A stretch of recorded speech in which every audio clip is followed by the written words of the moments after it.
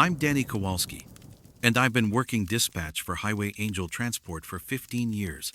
In all that time, I've heard truckers call in about everything from blown tires to police chases. But I've never heard anything like what came through my headset on the night of October 12th, 2023.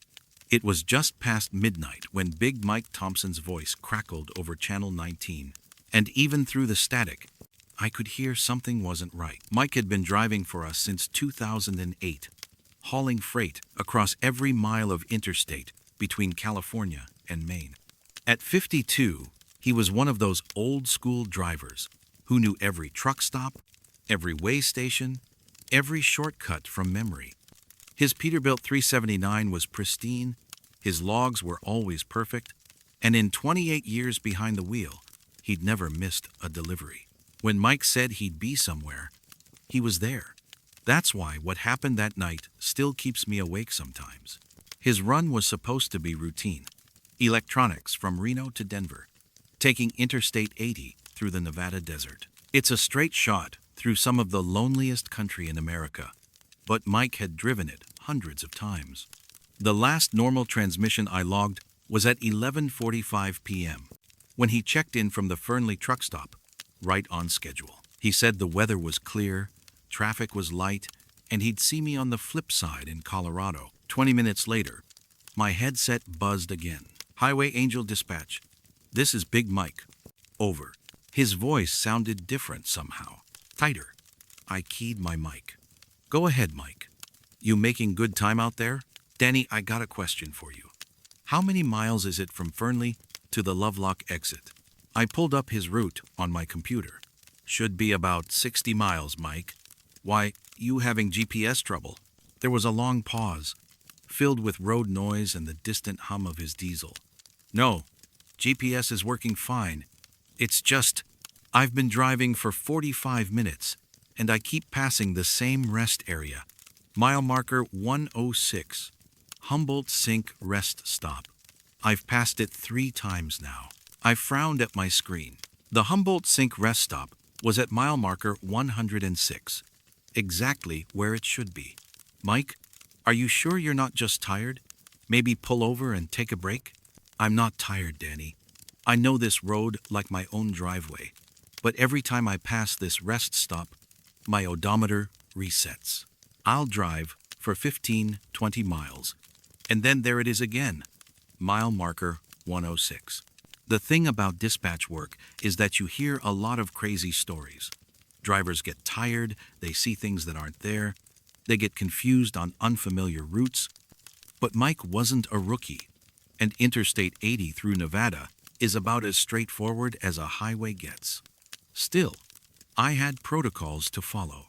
Mike, I need you to pull over at the next safe location and check your equipment. Could be a GPS malfunction affecting your odometer reading. Copy that, Danny. I'll try the rest stop up ahead. 15 minutes passed before he called back, and when he did, his voice had changed again. There was an edge to it now, something tight and controlled, like a man trying very hard not to panic. Danny, this is Big Mike. I'm at the Humboldt Sink Rest Stop, mile marker 106. 4th time now. My GPS shows I've been driving in a straight line east on Interstate 80, but the mile markers, they don't change. It's always 106. I could hear other truckers starting to chime in on the channel. That's how it works out there. Drivers listen to each other's conversations, especially when something strange is happening. A voice I didn't recognize cut in. Big Mike, this is Roadrunner. You sure you didn't take a wrong turn somewhere? Negative, Roadrunner. I've been on 80 the whole time. Haven't seen a single on-ramp or off-ramp since Fernley. Just open desert and that same damn rest stop. Another voice. Mike, this is Iron Horse. I'm eastbound on 80, about 20 miles west of Lovelock. Haven't seen your truck, buddy. That's when the first cold finger of real unease touched my spine. If Mike was stuck in some kind of loop between Fernley and Lovelock, and Iron Horse was on the same stretch of highway, they should have seen each other. I started pulling up satellite traffic data, checking for accidents or construction that might have forced Mike onto a detour without him realizing it. Mike, I need you to describe exactly what you see around you. Same as before, Danny. Desert on both sides, mountains in the distance. The rest stop has 2 picnic tables, a couple of trash cans, and one of those historical markers about the California Trail. Parking area is empty except for me. I knew that rest stop. I'd driven past it myself dozens of times when I used to run freight before switching to dispatch. Mike's description was perfect, down to the historical marker. But if he was really there, other drivers should have seen his truck. Mike, I'm going to have Iron Horse swing by the rest stop. He should reach you in about 10 minutes. Copy, Danny. I'll wait here. While we waited, I ran every diagnostic I could think of. Traffic cameras showed normal flow on Interstate 80. Weather was clear. No accidents, no construction, no detours. According to every system I had access to, the highway was wide open from Reno to Salt Lake City. Iron Horse's voice came back over the channel. Danny, I just passed mile marker 106. Rest stop's empty. No sign of Big Mike's truck. The silence that followed lasted maybe 10 seconds, but it felt like an hour. Then Mike's voice again, quieter now. Danny, I can see headlights coming from the west. Big rig. Looks like a Kenworth. Is that Iron Horse? Affirmative, Mike. Iron Horse. Are you seeing anything at the rest stop? Negative. Dispatch. Rest stop's dark and empty. No vehicles at all. Danny, Mike said. And there was something in his voice I'd never heard before. Fear. Real. Deep fear. The truck just passed me. I flashed my headlights, but he didn't respond. And Danny, the truck that just went by looked exactly like Iron Horse's rig, but it was heading west, not east. That's when I started making phone calls. State Patrol, DOT, even called Mike's wife to see if she'd heard from him. Nobody had answers. The Highway Patrol promised to send a unit to check the rest stop, but that would take time. All I could do was stay on the radio and try to keep Mike calm. Over the next 2 hours, Mike passed the same rest stop 7 more times. Each time, his voice got a little more strained, a little more desperate. He described seeing the same landmarks, a dead tree shaped like a Y, a rock formation that looked like a sleeping giant, a billboard for a casino in Wendover that was so faded you could barely read it. Every detail was accurate, every description perfect. But according to everyone else on the highway, Big Mike Thompson and his Peterbilt had simply vanished. The last transmission came at 3:47 a.m. Danny, this is Big Mike. I'm approaching the rest stop for the 7th time. My fuel gauge hasn't moved, my odometer keeps resetting, and I can't raise anybody on the CB except you. I don't think I'm on the same road as everyone else anymore. His voice was calm then, almost resigned. Danny, if you're still hearing this, tell my wife I love her. Tell her I tried to come home. The radio went silent. Highway Patrol found Mike's truck at 6:15 a.m., parked at the Humboldt Sink rest stop at mile marker 106. The engine was still running, logbook open on the passenger seat, CB radio tuned to channel 19. The driver's door was open, but Marcus Thompson was gone. No footprints in the sand, no sign of struggle, nothing to indicate where he might have gone. They searched for 3 days. Helicopters, search dogs, volunteers from every trucking company in Nevada. They found nothing. Mike's truck was towed to the state impound lot, where it sits to this day. The insurance company eventually paid out his life insurance policy, but his status remains missing person. That was 16 months ago. I still work dispatch for Highway Angel Transport, still monitor Channel 19 on the night shift. Most of the time, it's just the usual chatter. Drivers checking in, asking about weather, complaining about DOT inspections. But sometimes, on clear desert nights, when the atmospheric conditions are just right, I hear something else. A voice, faint and distant, calling out mile marker numbers that don't change. And sometimes, if I listen very carefully, I can hear Big Mike Thompson asking the same question he asked that night. Danny, how do I get home? I never answer. Because some roads Once they have you, don't let you go.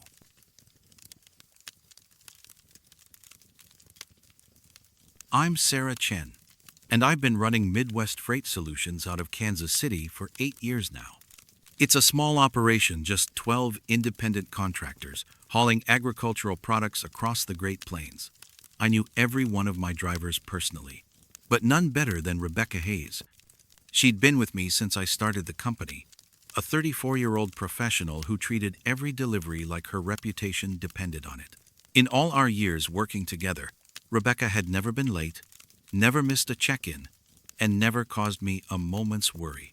That's why I should have known something was wrong when she started taking calls from Walter Brennan. Walter had founded Brennan Agricultural Transport back in 1987, building it from a single truck into one of the most respected hauling companies in the Midwest. When I bought him out in 2016, he stayed on as a consultant for 6 months, teaching me everything about the grain elevator routes, the seasonal schedules, the relationships with elevator operators that took decades to build. Walter was old school, a handshake and your word kind of man who knew every farmer and every back road from Nebraska to Oklahoma. He died of a heart attack in his sleep on March 15th, 2022. I went to his funeral, watched them lower his casket into the red Kansas earth while his widow Margaret wept into her handkerchief. The whole trucking community was there. We all knew Walter Brennan was gone.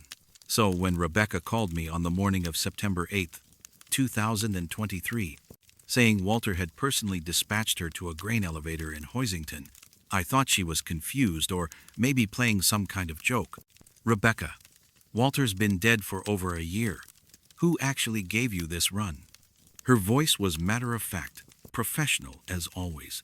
Sarah, I know how it sounds, but I got the call at 5:30 this morning. Same voice, same way he used to dispatch runs. He said the Henderson elevator needed a priority pickup, gave me the coordinates and everything. I pulled up our dispatch system. No scheduled runs to Hoisington, no requests from any Henderson elevator. Rebecca, there's nothing in our system about this. Are you sure it wasn't one of the other companies trying to poach you? The call came from Walter's old office number.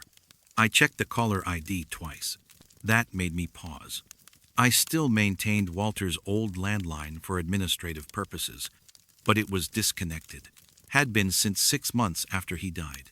Rebecca, that number hasn't worked in over a year. There was a long silence. Then, Sarah, I'm looking at my phone right now. The call came from 51344899927. That's Walter's office. She was right. That was his number. I'd called it 1,000 times over the years, but I also knew it had been disconnected because I'd made that call myself to the phone company. Just come back to the office, Rebecca. We'll figure this out. Can't do that, Sarah. I'm already loaded and heading west on Highway 50. Walter was very specific about the timing. The elevator needs this grain by 3 p.m., or they'll miss their rail connection. I spent the next hour making phone calls. The Henderson grain elevator in Hoisington had been closed since 2018. Phone company confirmed. Walter's old number was disconnected.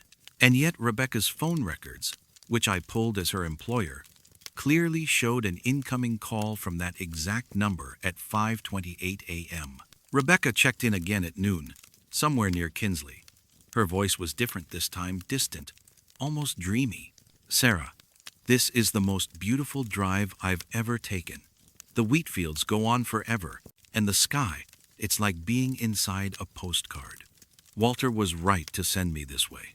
Rebecca, I need you to turn around and come back. There is no Henderson elevator. It closed 5 years ago. That's funny, Sarah. I'm looking at my GPS, and it shows the elevator right where Walter said it would be, another 20 miles west, then north on County Road 12. I pulled up satellite imagery on my computer. County Road 12 was there, cutting north through endless wheat fields. But there was no grain elevator, just empty farmland as far as the image could show. Rebecca, please, just pull over and wait for me. I'll drive out and meet you. Sorry, Sarah. Can't keep Walter waiting. He was very clear about the schedule. That was her last normal transmission. At 2:15 p.m., she called again, but this time she sounded different. Hollow, like she was speaking from the bottom of a well. "Sarah, I found the elevator. It's exactly where Walter said it would be. Big concrete silos, rail spur, the whole operation. But it's strange. There's no one here. The office lights are on, but I can't see anybody inside." My hands were shaking as I typed coordinates into the mapping software, trying to triangulate her position from her previous calls. "Rebecca, describe exactly what you see." 3 concrete silos, each about 60 feet tall. Steel conveyor system connecting them to a loading facility.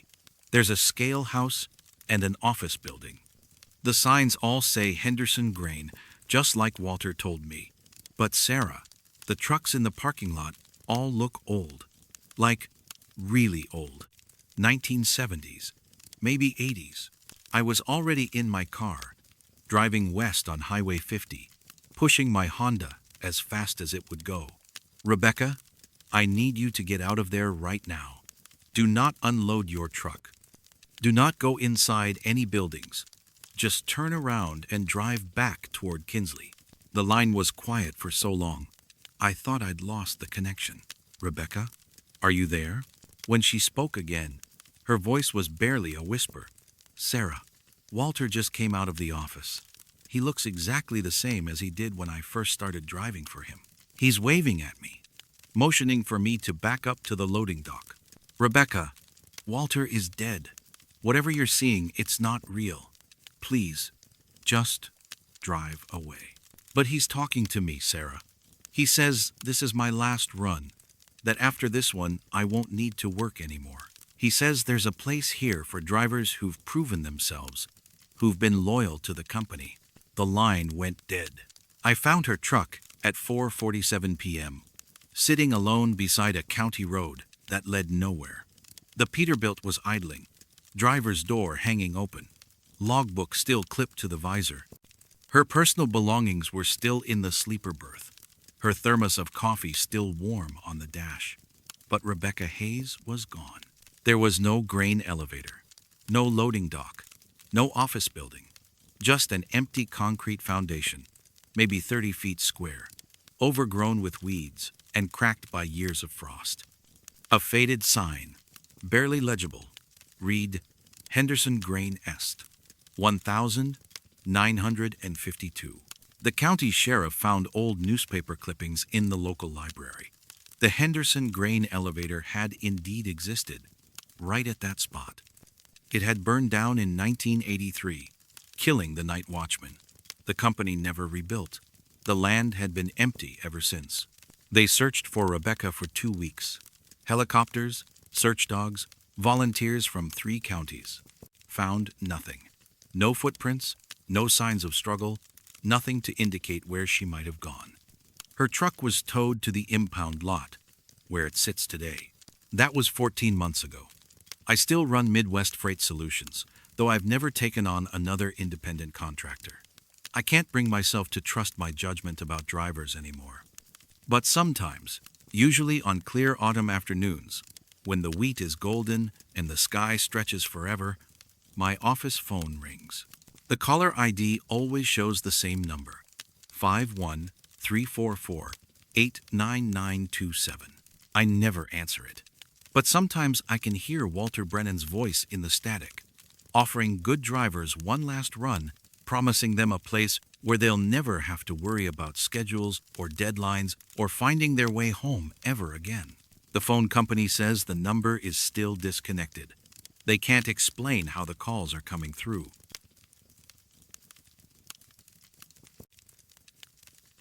I'm Lieutenant Colonel James Patterson, retired Army Logistics, and I've been coordinating truck convoys for Mountain States Transport for 6 years now. Before that, I spent 22 years moving military equipment across every type of terrain you can imagine, from the deserts of Iraq to the mountains of Afghanistan.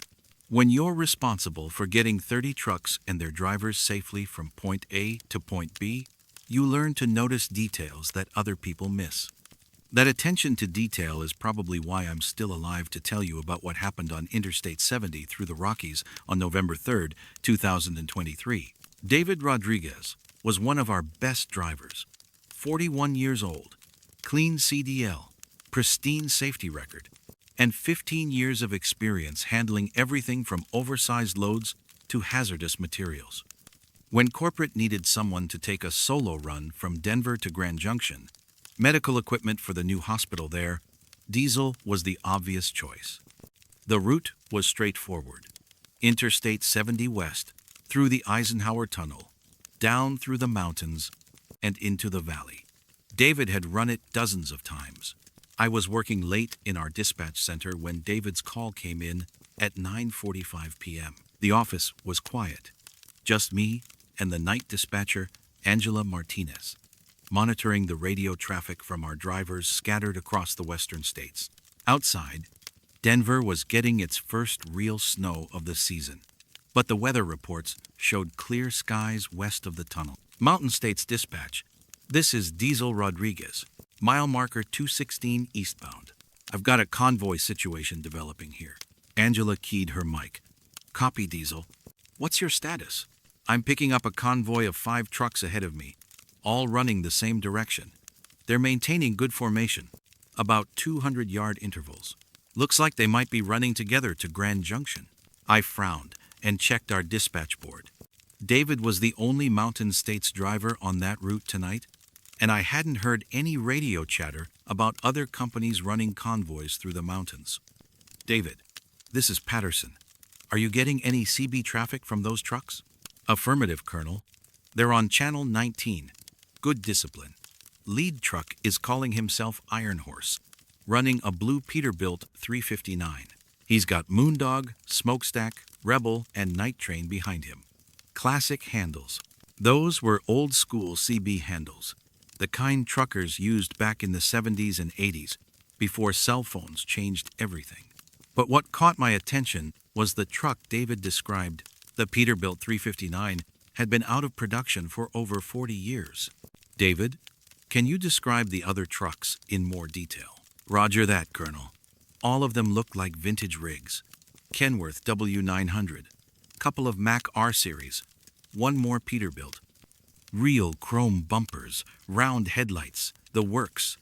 These guys are running some serious classic iron. Angela and I exchanged looks.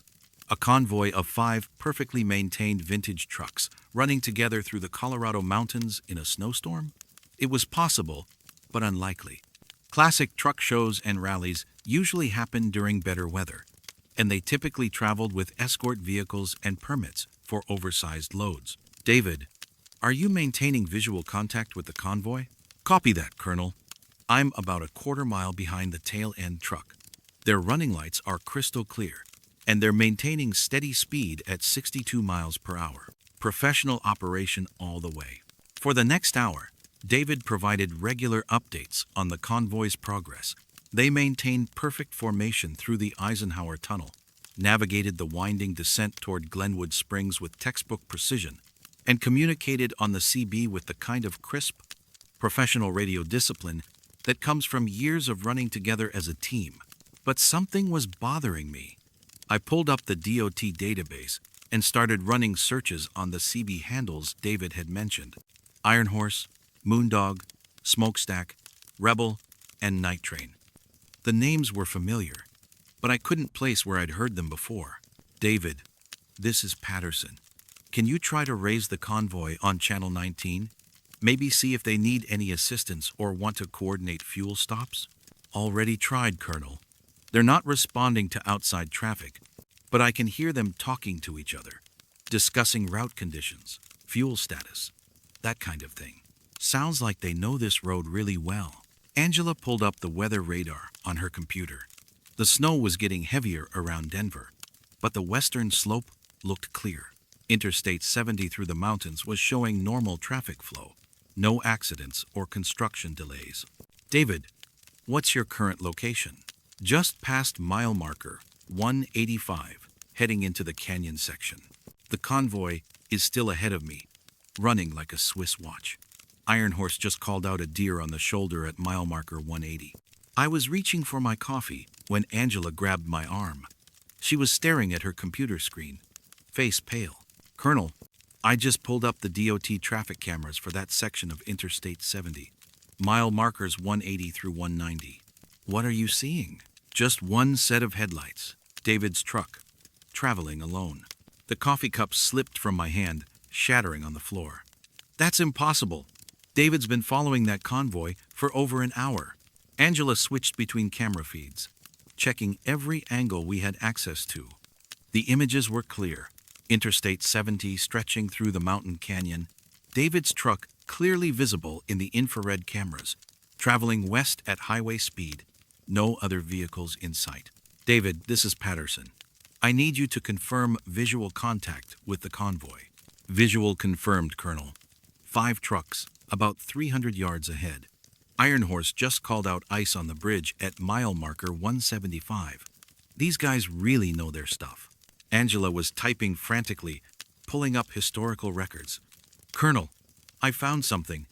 Those CB handles David mentioned: Iron Horse, Moondog, Smokestack, Rebel, and Night Train. They're in our database. What do you mean they're in our database? They were drivers for Rocky Mountain Freight back in the 1970s. All 5 of them were killed in a convoy accident on Interstate 70 in March of 1978. Multiple vehicle collision during a blizzard.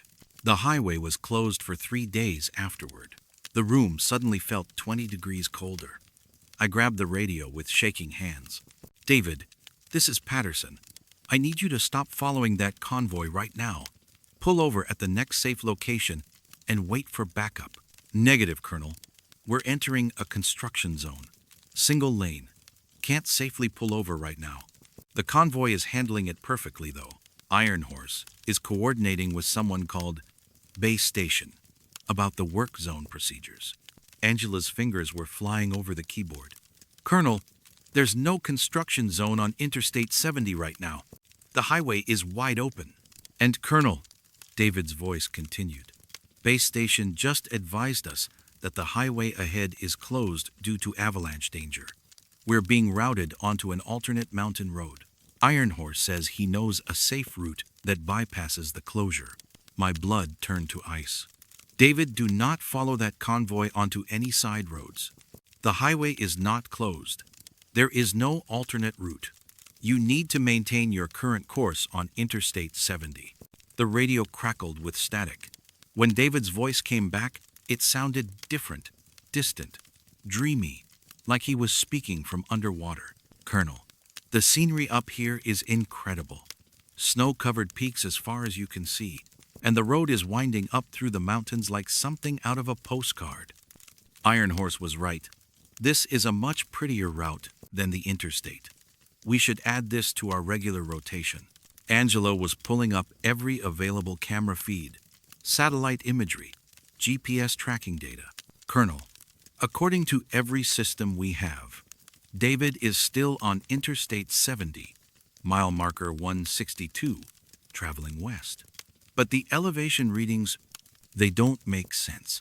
GPS shows him at 11,000 feet.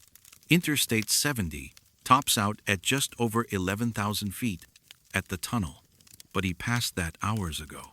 David, what's your GPS reading? Funny thing, Colonel. GPS went out about 20 minutes ago, but Iron Horse has been guiding us with perfect directions. Says he's run this route 1,000 times. We're climbing pretty steep now, but the convoy is handling it like pros. The next transmission came 40 minutes later. David's voice was barely a whisper, filled with something that might have been awe or terror. Colonel, we've reached the summit.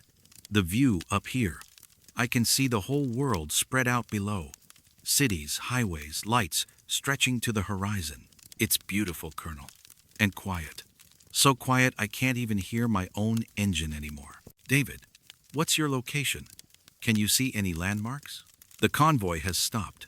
All 5 trucks, parked in a line at what looks like a scenic overlook. Iron Horse is getting out of his cab, walking back toward me. He's waving, like he wants me to join them. David, do not get out of your truck. Do not engage with anyone outside your vehicle. Turn around and drive back the way you came. The radio went silent. We found David's truck 8 hours later, parked at a scenic pullout on Interstate 70, mile marker 162. Engine off, keys on the dashboard, driver's door standing open. David Rodriguez was gone. No footprints in the fresh snow. No sign of struggle. Nothing to indicate where he might have gone. The Colorado State Patrol reviewed every piece of security footage from that night. Traffic cameras, toll plaza cameras, even satellite imagery from the Department of Transportation. Every single frame showed the same thing. David's truck traveling alone on Interstate 70. No other vehicles in sight. But in his logbook, recovered from the cab, David had meticulously recorded his radio conversations with the convoy. Times, locations, CB chatter, all written in his careful handwriting. The final entry, time-stamped at 2:37 a.m., simply read, "Convoy reached final destination. Joining the team. Tell my family I found something beautiful up here."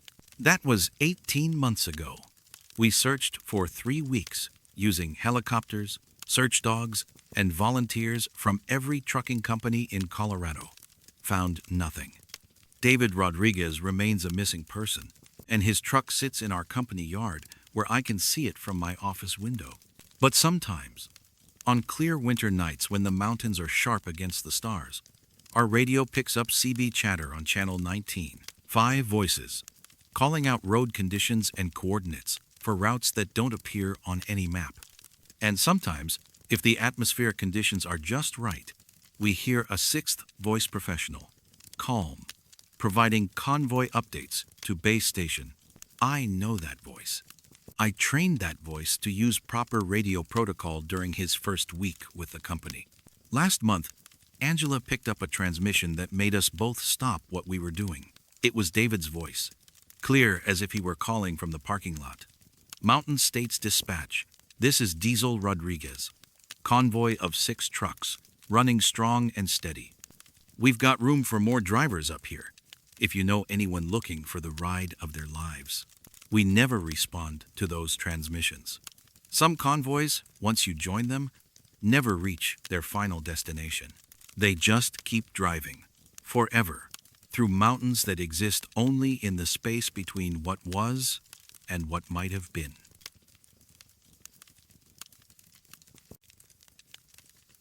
I'm Carol Brennan, and I've been managing the North Dakota Department of Transportation Way Station records for 12 years now. It's not glamorous work filing inspection reports, tracking violation trends, maintaining personnel files, but it's steady employment with good benefits.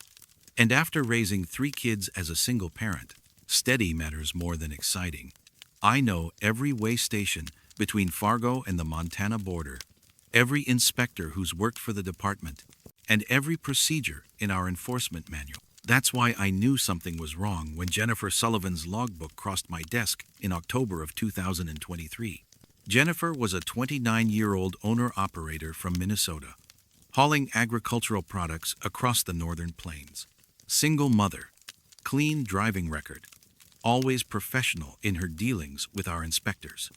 She'd been running routes through North Dakota for about 18 months, and her paperwork was always immaculate detailed logs, proper documentation, maintenance records that would make a fleet manager weep with joy. But the logbook from her September runs contained something that made my blood run cold. Entry after entry documented interactions with Inspector Patterson at our Route 2 way station near Williston. Detailed conversations about load securement, hours of service, equipment inspections. Normal stuff, except for one problem. Inspector Patterson had been dead for 3 years.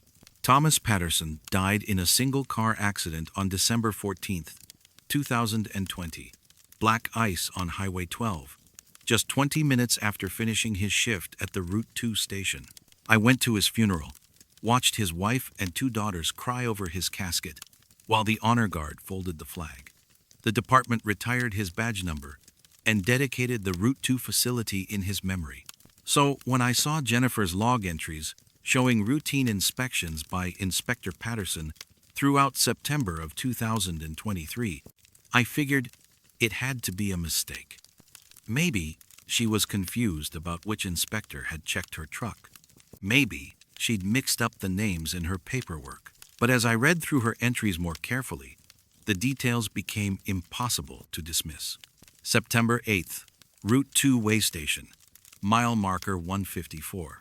Inspector Patterson conducted Level 1 inspection. Duration 45 minutes. Discussed proper load distribution and chain tensioning. Inspector noted excellent maintenance on trailer brakes. Complimented professional appearance of equipment. Cleared for travel at 14:30 hours. That was Patterson's voice in every word. His obsession with proper chain tensioning, his habit of complimenting drivers who maintained clean equipment, even his precise way of recording times using 24-hour format. I'd processed hundreds of his inspection reports over the years, and Jennifer had captured his professional manner perfectly. But there was more. Each entry grew more detailed, more personal. September 15th, Route 2 Way Station. Inspector Patterson inquired about my daughter's school performance. Mentioned that education was the key to breaking cycles of struggle. Discussed the challenges of single parenthood while maintaining professional driving career. Inspector shared that he understood the sacrifices required and expressed admiration for my dedication to providing for my family. That made me pause. Patterson had been deeply involved in community education programs, always talking about the importance of schooling for children in rural areas. But how would Jennifer know that? And why would an inspector discuss personal matters during a routine way station check? I pulled Jennifer's contact information and called her directly. Miss Sullivan, this is Carol Brennan from the North Dakota DOT. I'm reviewing your September logbook entries, and I have some questions about your interactions with Inspector Patterson. Her voice was tired but professional. Inspector Patterson? Yeah, he's been really helpful. Always takes time to explain the regulations. Make sure I understand the safety requirements. Good man.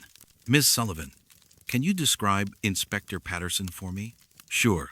Tall guy, probably 6'2", gray hair, mustache, always wears his uniform perfectly pressed, polished boots, has a way of looking at your equipment like he can see problems before they happen.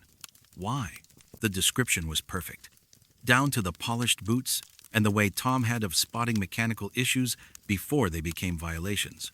But it was impossible. Ms. Sullivan, Inspector Patterson died in December of 2020. There's no one by that name working at the Route 2 station. The silence stretched so long I thought she'd hung up. Ma'am, I don't know what you're talking about. I was just there last week. Inspector Patterson conducted a thorough inspection, checked my logbook, made sure my load securement met specifications. We had a long talk about winter driving conditions and the importance of maintaining proper following distance. I felt a chill that had nothing to do with the October weather outside my office window. Miss Sullivan, who else was at the way station during this inspection? Nobody. Just me and Inspector Patterson. It was late afternoon, pretty quiet. He mentioned that he preferred the evening shift because it gave him time to really focus on each driver, make sure they understood the safety requirements. That detail hit me like a physical blow. Tom had always requested evening shifts for exactly that reason. He said the night inspectors rushed through their checks, but he liked having time to educate drivers about proper procedures. Ms. Sullivan, I need you to be very careful. If you encounter this inspector again, I want you to call me immediately. Don't engage in extended conversations. Just complete whatever inspection is required and continue on your route. Ma'am, with all due respect, Inspector Patterson is one of the most professional officers I've dealt with. He's helping me become a better driver. Over the next month, Jennifer's logbook entries continued, each one more detailed than the last, documenting conversations that revealed intimate knowledge of her personal struggles. Inspector Patterson apparently knew about her daughter's learning disability, her ex-husband's drinking problem, her mother's medical bills that were forcing Jennifer to work longer hours to make ends meet. October 22nd, Route 2 Way Station. Inspector Patterson noticed fatigue during equipment inspection. recommended I consider taking mandatory rest period. When I explained financial pressures preventing adequate rest, he shared story about his own struggles as a young father, trying to balance work and family responsibilities. Said he understood the weight of being the sole provider, and that safety had to come first, even when money was tight. I was reading that entry when my phone rang. It was Jennifer, and she was crying. "Ms. Brennan, I need to tell you something. I went to the library in Williston yesterday, looked up Inspector Patterson like you suggested, found his obituary from 2020. What happened, Jennifer? I saw his photograph. It's him. It's definitely him. Same face, same mustache, same uniform. But the article said he died 3 years ago." My hands were shaking as I gripped the phone. "Where are you now?" "Parked at the Route 2 way station. I got flagged for inspection again 20 minutes ago. Inspector Patterson is walking toward my truck right now." "Jennifer, do not get out of your truck. Do not open your door. Call the State Patrol and request immediate assistance." "But he's knocking on my door. He looks concerned, like he knows something's wrong. He's holding a clipboard, just like always." "Jennifer, please. That person is not Inspector Patterson. Inspector Patterson is dead." The line went quiet, except for the sound of a truck door opening. "Ma'am, he's asking me to step out for the inspection. He says there's a problem with my load distribution that needs immediate attention. He looks worried, like he's trying to help me avoid a serious violation." "Jennifer, get back in your truck and drive away, right now." "I can't do that, ma'am. He's a DOT inspector. I have to comply with his orders." The call ended. I immediately contacted the State Patrol, but by the time they reached the Route 2 way station, Jennifer's truck was gone. The facility was empty, no sign of any inspector on duty. According to the electronic logs, no inspections had been conducted that day. They found Jennifer's truck 6 hours later, parked at a rest stop 30 miles east on Highway 2. Engine running, logbook open on the passenger seat, driver's door standing open. Jennifer Sullivan was gone. Her final log entry, written in her careful handwriting, was time-stamped at 17:45. Final inspection completed. Inspector Patterson explained that some journeys don't end where we expect them to. Said he understood the burden of responsibility I'd been carrying, and that there was a place where dedicated professionals could rest without worrying about bills or schedules or letting people down. Grateful for his guidance throughout these difficult months. Below that, in different handwriting, precise official script, I recognized, from hundreds of inspection reports someone had written, "Driver Jennifer Sullivan cleared for final destination. Equipment secured, logs complete, no further inspections required. Safe travels." It was signed Inspector T. Patterson, badge 247. That was 2 years ago. We never found Jennifer, and the case remains open. Her truck sits in the state impound lot, where sometimes, on quiet evenings, the CB radio picks up transmissions that sound like inspection procedures being read aloud in Tom Patterson's careful, professional voice. Last month, I received a logbook from another single-mother trucker, running the same route through North Dakota. The entries described helpful conversations with a courteous inspector who understood the challenges of balancing work and family responsibilities. The inspector's name was listed as T. Patterson, badge 247. I retired the following week. Some jobs, I've learned, continue long after the people doing them should have stopped, and some inspectors never close their final case.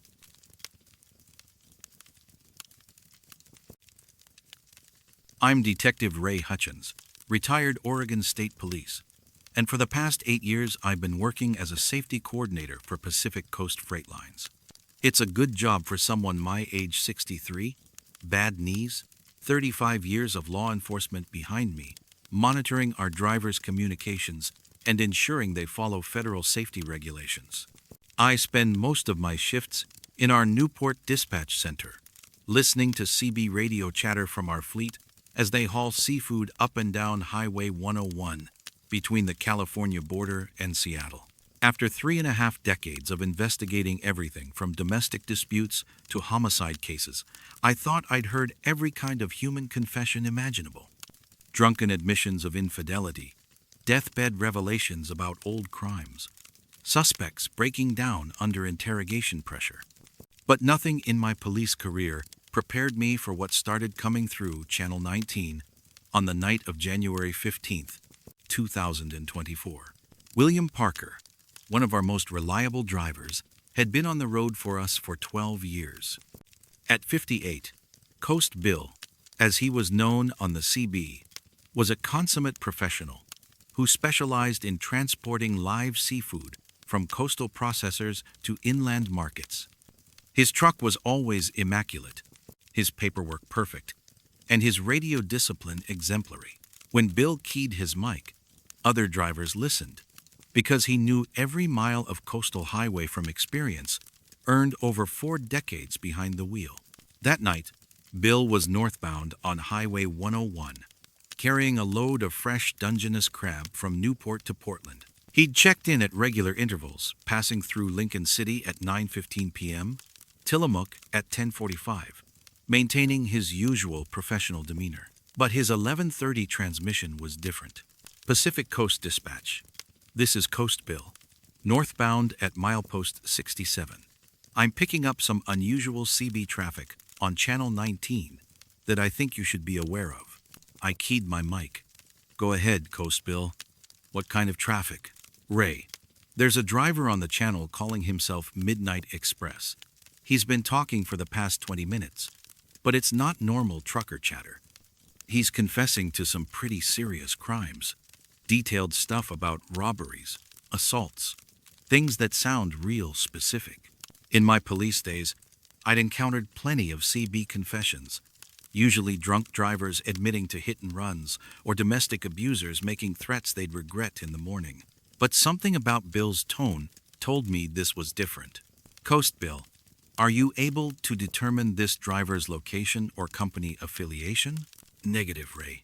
He's not responding to direct questions, just keeps talking like he's in some kind of confessional. Says his name was Eddie Kowalski, drove for Mountain West Transport out of Spokane.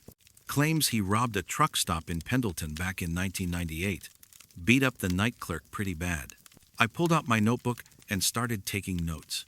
Eddie Kowalski, Mountain West Transport, Pendleton truck stop robbery, 1998.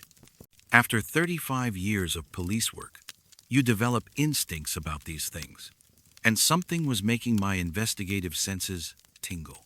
Coast Bill, stay on Channel 19 and monitor that traffic. Let me know if you hear anything else. Over the next hour, Bill reported increasingly disturbing confessions. A driver calling himself Thunder Road admitted to running down a hitchhiker near Grants Pass in 2001. Someone named Desert Fox claimed responsibility for a series of truck stop burglaries along Interstate 5 in the late 1990s.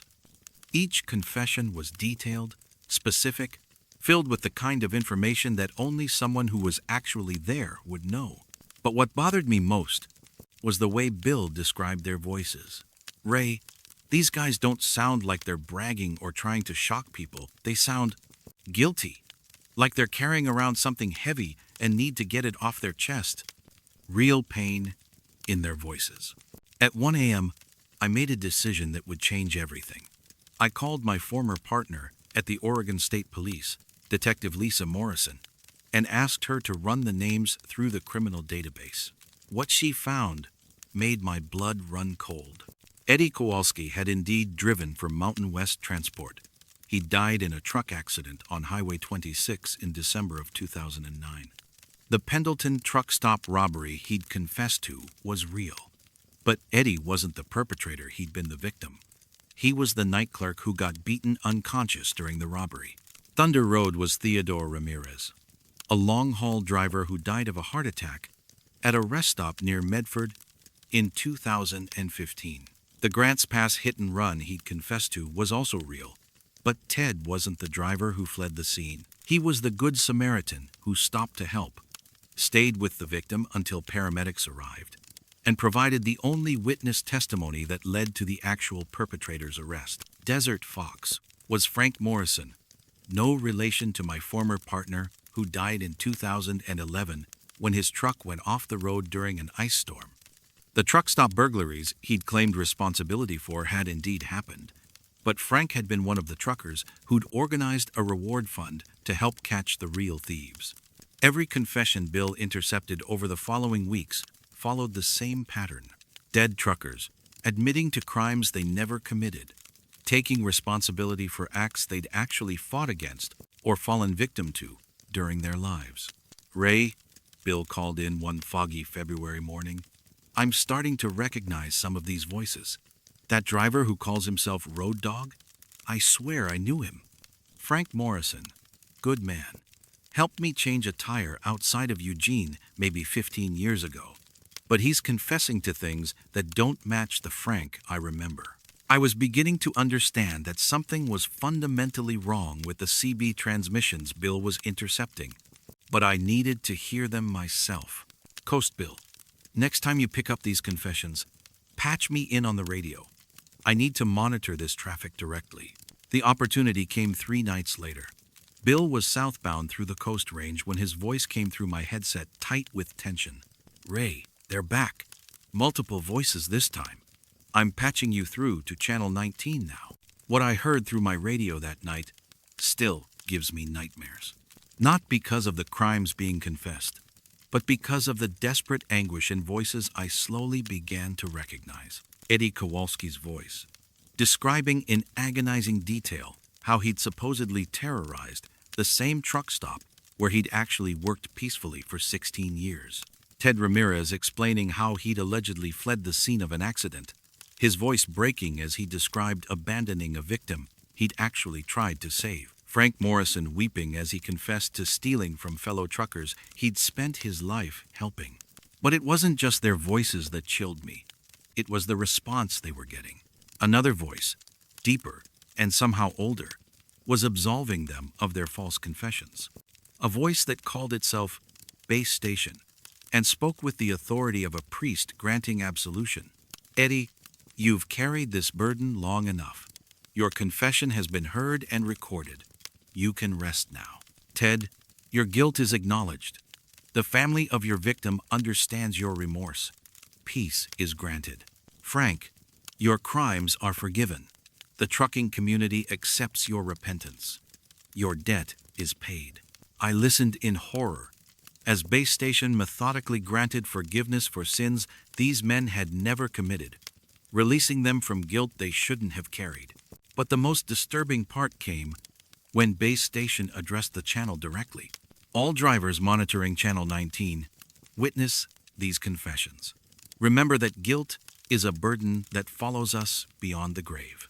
Those who fail to confess their true crimes in life will be assigned the sins of the righteous in death. The accounting never ends." That's when I understood. Somewhere in the static between life and death, guilty drivers who'd never confessed their real crimes were being forced to listen, as innocent men took responsibility for sins that weren't theirs. And the innocent dead, somehow compelled to accept blame for crimes they'd fought against, were confessing to preserve some cosmic balance I couldn't comprehend.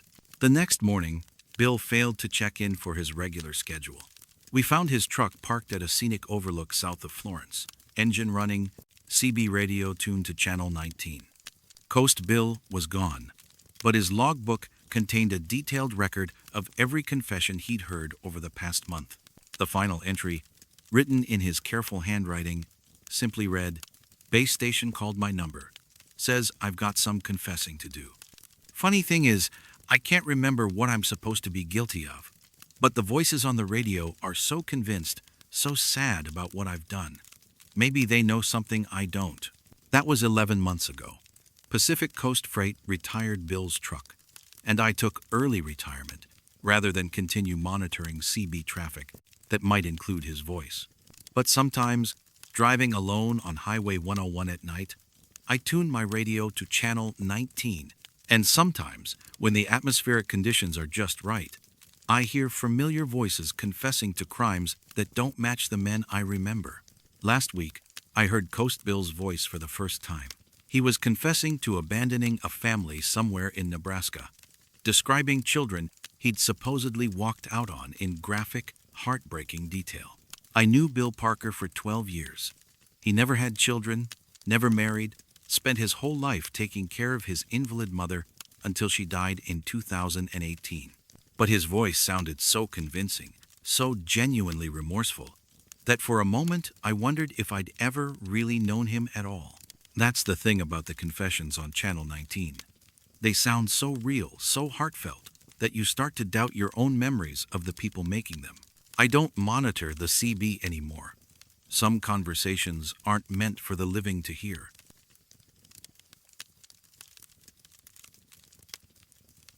I'm Marcus Webb, and I've been working fuel and maintenance records for Desert Highway Transport for 14 years now.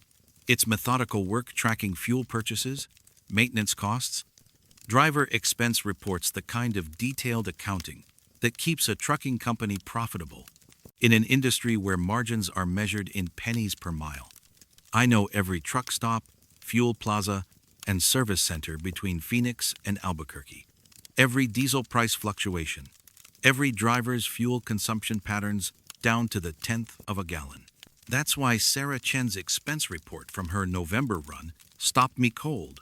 Sarah was one of our most reliable drivers, a 36-year-old professional with hazmat certification and a spotless safety record. In 8 years with Desert Highway, she'd never filed an incorrect expense report, never had a logbook violation, never given management a single reason for concern. When Sarah said she'd purchased fuel somewhere, you could take it to the bank, but her November 7th expense report contained a fuel receipt that shouldn't have existed. Desert Oasis Travel Plaza, Interstate 40, mile marker 201, Flagstaff, Arizona. 87.4 gallons diesel fuel, purchased November 7th, 2023, at 0230 hours. Total cost, $312.68. The receipt looked legitimate. Proper formatting, correct tax calculations, valid credit card authorization number. But there was one problem. The Desert Oasis Travel Plaza had burned to the ground in 1987 and was never rebuilt. I pulled out the file.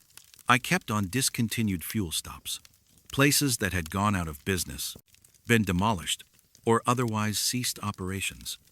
Desert Oasis was there, complete with newspaper clippings from the fire that had consumed the entire facility on August 14th, 1987. Electrical fire started in the restaurant kitchen, spread to the fuel pumps before the fire department could respond. No fatalities, but the insurance company had paid out a total loss claim, and the property had remained vacant ever since. I called Sarah's cell phone, figuring there had to be a simple explanation. Wrong mile marker, maybe, or a receipt from a different trip that had gotten mixed up in her paperwork. Sarah, this is Marcus from accounting. I'm reviewing your November 7th expenses, and I have a question about your fuel stop. Her voice was clear and professional as always. Sure, Marcus. Which stop?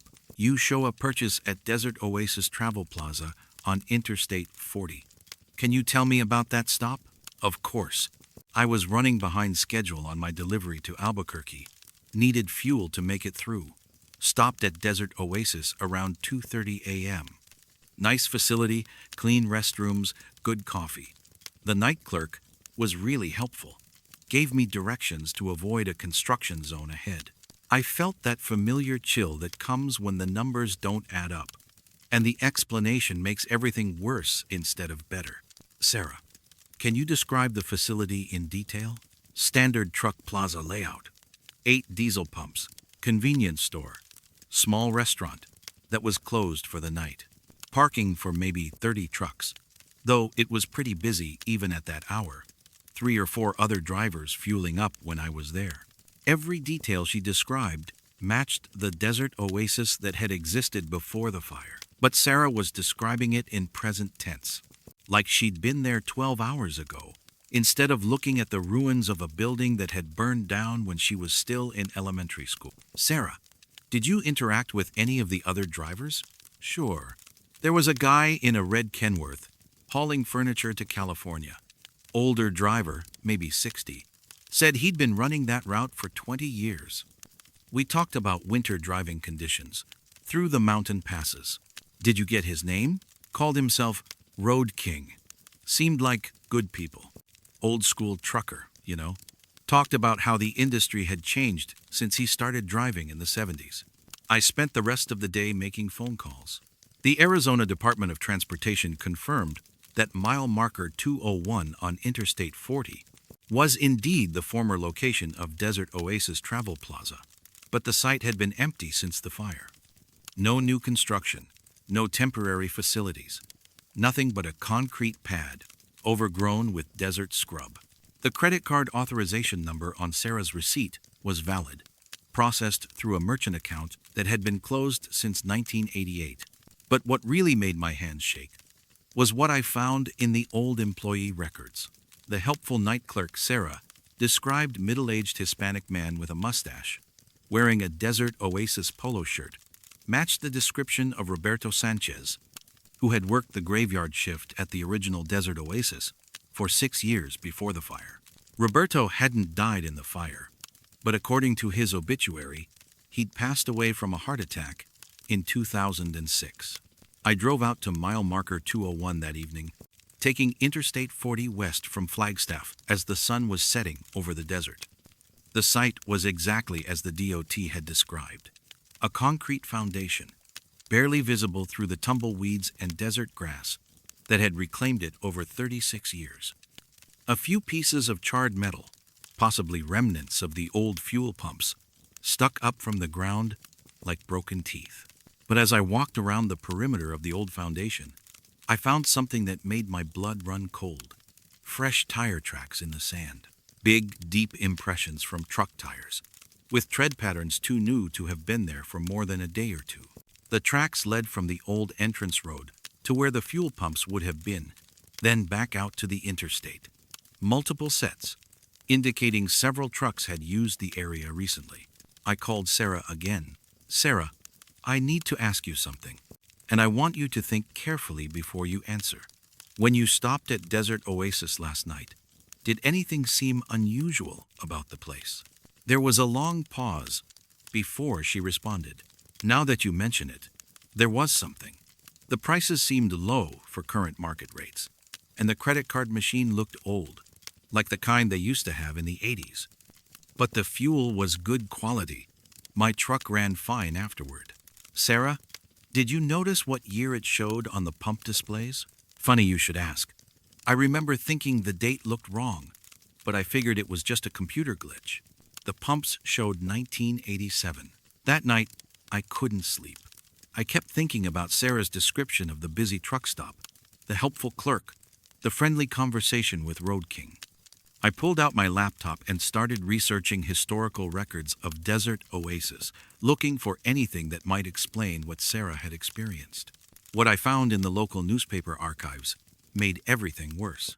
A feature article from July 1987, just 1 month before the fire, described Desert Oasis as a beacon of hospitality in the Arizona desert, praising night clerk Roberto Sanchez for his dedication to helping stranded motorists.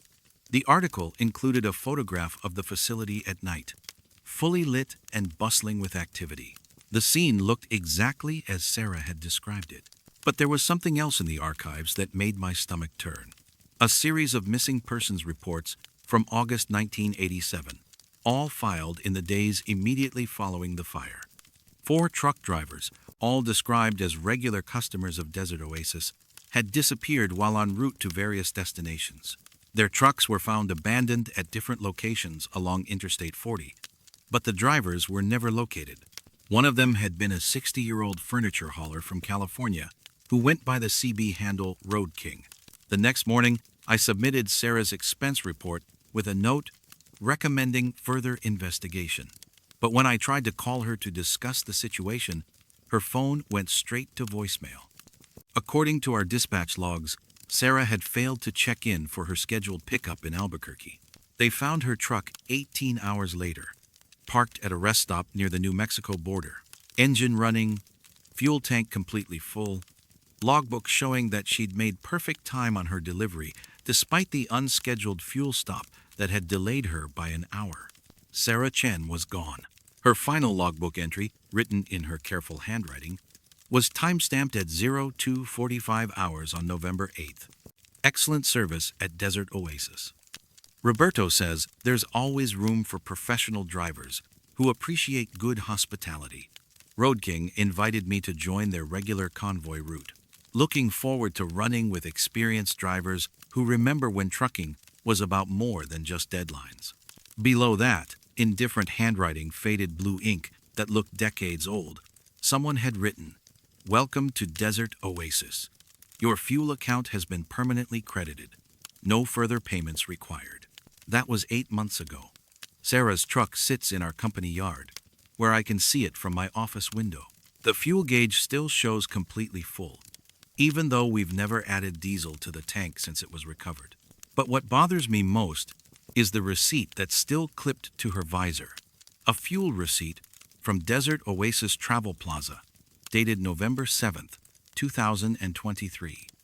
The paper has started to yellow around the edges, and the ink is fading, like it's much older than 8 months. Sometimes, driving Interstate 40 late at night, I see lights where mile marker 201 should be dark. A warm glow that looks like a truck stop in full operation, welcoming travelers with the promise of fuel, food, and friendly conversation. I always drive past without stopping. Some hospitality comes with a price that's too high to pay, even when your fuel gauge is running low and the next exit is 50 miles away.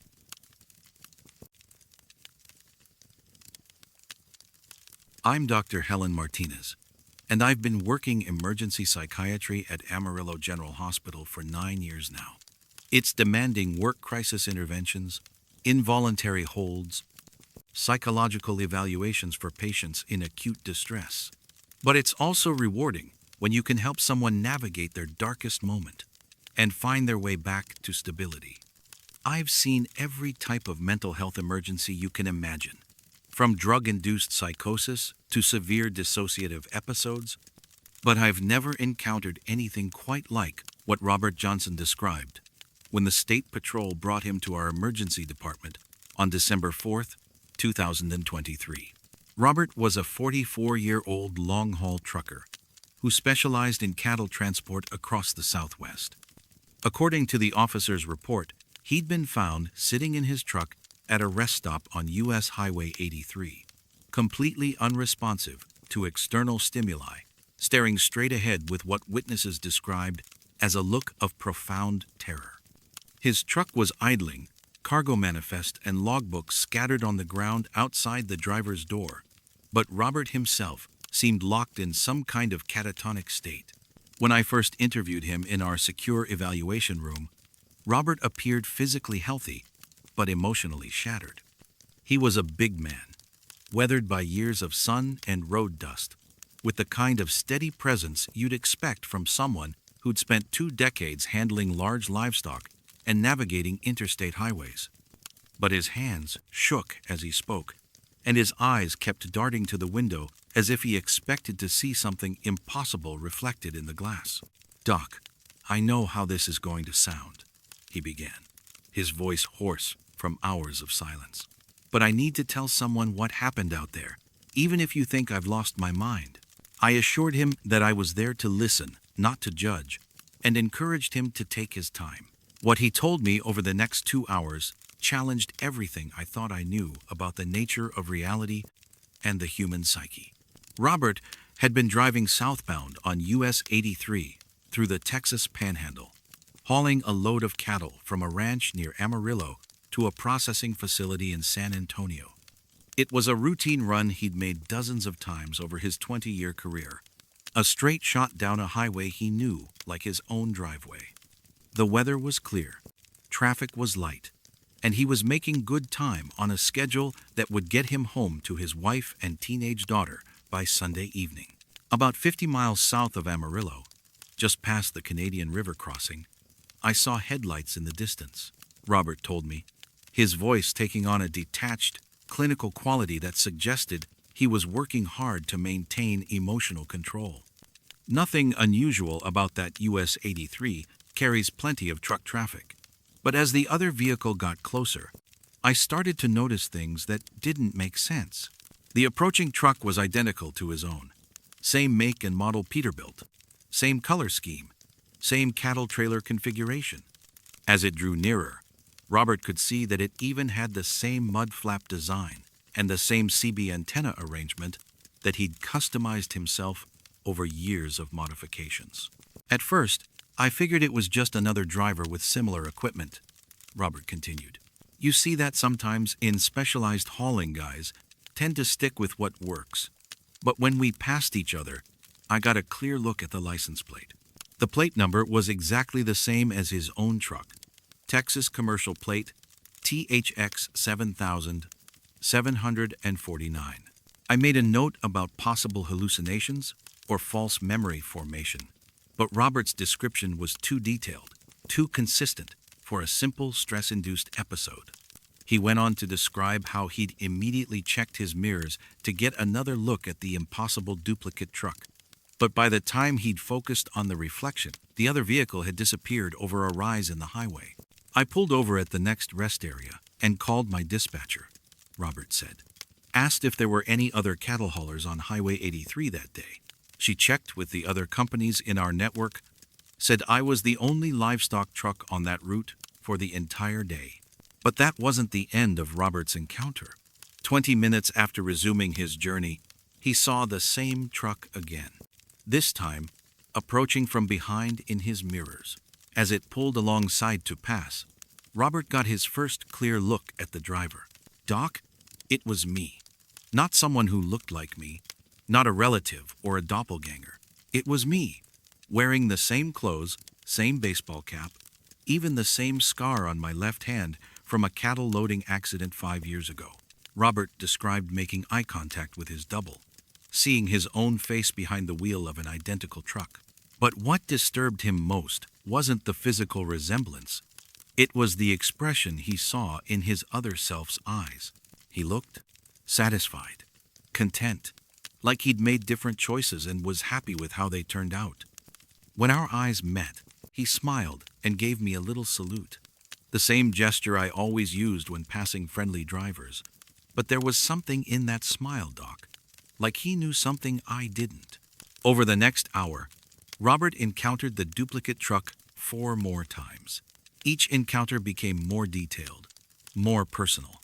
Through the passenger window, he could see cargo manifests and paperwork that matched his own delivery exactly. The other truck carried the same number of cattle, bound for the same destination on the same schedule. But there were subtle differences that became more apparent with each sighting. The duplicate truck looked newer, better maintained. The driver, Robert's other self, appeared more relaxed, less burdened by the stress lines that Robert carried around his eyes. Most disturbing of all, Robert began to notice things in the other truck's cab that didn't match his own reality. In the passenger seat, there were family photos that showed my wife and daughter, but they looked different, happier. My daughter was wearing a graduation cap in one of them, but she's only 16 and struggling in school. In another photo, my wife was wearing a wedding dress I'd never seen before, standing next to a house that wasn't our house. I asked Robert if he'd attempted to communicate with the other driver, perhaps using CB radio or hand signals. His response sent a chill through the evaluation room. The 5th time we passed each other, he keyed his CB radio. I heard my own voice coming through the speaker, but he was talking about a life I didn't recognize. Talking to someone called Base Station about how grateful he was for the choices he'd made, how proud he was of his daughter's college scholarship, how much he loved coming home to the ranch he'd bought with his wife. Robert's voice broke as he continued. Doc, I don't own a ranch. My daughter's failing math, and my wife works 2 jobs because trucking doesn't pay enough to support the family properly. But this other version of me was describing the life I always dreamed of having, the life I thought about during those long nights on the road. The final encounter occurred just as Robert was approaching the San Antonio city limits. The duplicate truck appeared one last time, pulling alongside his vehicle and maintaining the same speed for nearly 10 miles. Through the passenger windows of both trucks, Robert could see their cargo manifests, side by side, identical in every detail, except for one crucial difference. His delivery address was different, Doc. Instead of the processing plant where I was headed, his paperwork showed a family ranch, a place where the cattle would be cared for. Not what happens at the plant. Robert described feeling a profound sense of loss as he watched his other self take an exit that led toward what appeared to be a more fulfilling destination. The duplicate truck disappeared behind a stand of trees, and Robert never saw it again. I completed my delivery, Doc, but I couldn't stop thinking about what I'd seen, about the choices that other version of me had made, the life he was living while I was stuck on this route that goes nowhere but back to bills and disappointment. When Robert finally pulled into the rest stop where the state patrol found him, he'd been sitting in his truck for 6 hours, staring at his reflection in the side mirror and wondering if the man looking back at him was the real Robert Johnson or just another reflection of someone else's better life. I spent 3 days working with Robert, using standard therapeutic techniques to help him process what he'd experienced. Whether his encounter was a stress-induced hallucination, a dissociative episode brought on by long-haul driving fatigue, or something else entirely, the important thing was helping him regain his psychological equilibrium and sense of identity. But what troubled me most about Robert's case wasn't the impossible nature of his story, it was how much sense it made on an emotional level. Here was a man who'd spent 20 years making practical choices, supporting his family through steady but unfulfilling work, watching his dreams of a better life fade. With each mile he drove for someone else's profit. Robert returned to driving after a week of evaluation and counseling, but he requested assignment to different routes. He never wanted to travel U.S. Highway 83 again. I followed up with him 6 months later, and he reported no further incidents of unusual encounters. But sometimes, when I'm driving the highways around Amarillo late at night, I find myself looking carefully at the trucks in the opposite lanes. I wonder if any of those drivers are seeing alternate versions of themselves, glimpsing the roads not taken and the choices that might have led to different destinations. Robert's case taught me that the most disturbing mirrors aren't always the ones that show us as we are. Sometimes they show us as we might have been. And that reflection can be the most terrifying sight of all. The eternal rest stop.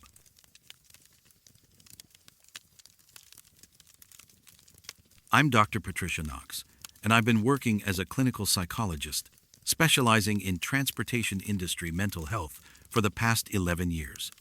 Based out of our Sioux Falls clinic, I provide counseling services for truck drivers, cargo pilots, and other transportation professionals who deal with the unique psychological stresses of constant travel, isolation, and irregular schedules. It's specialized work that requires understanding both clinical psychology and the practical realities of life on the road. That understanding was put to the test when the South Dakota Highway Patrol contacted me about Michelle Torres in March of 2024. Michelle was a 31-year-old independent owner-operator who'd been missing for 6 months.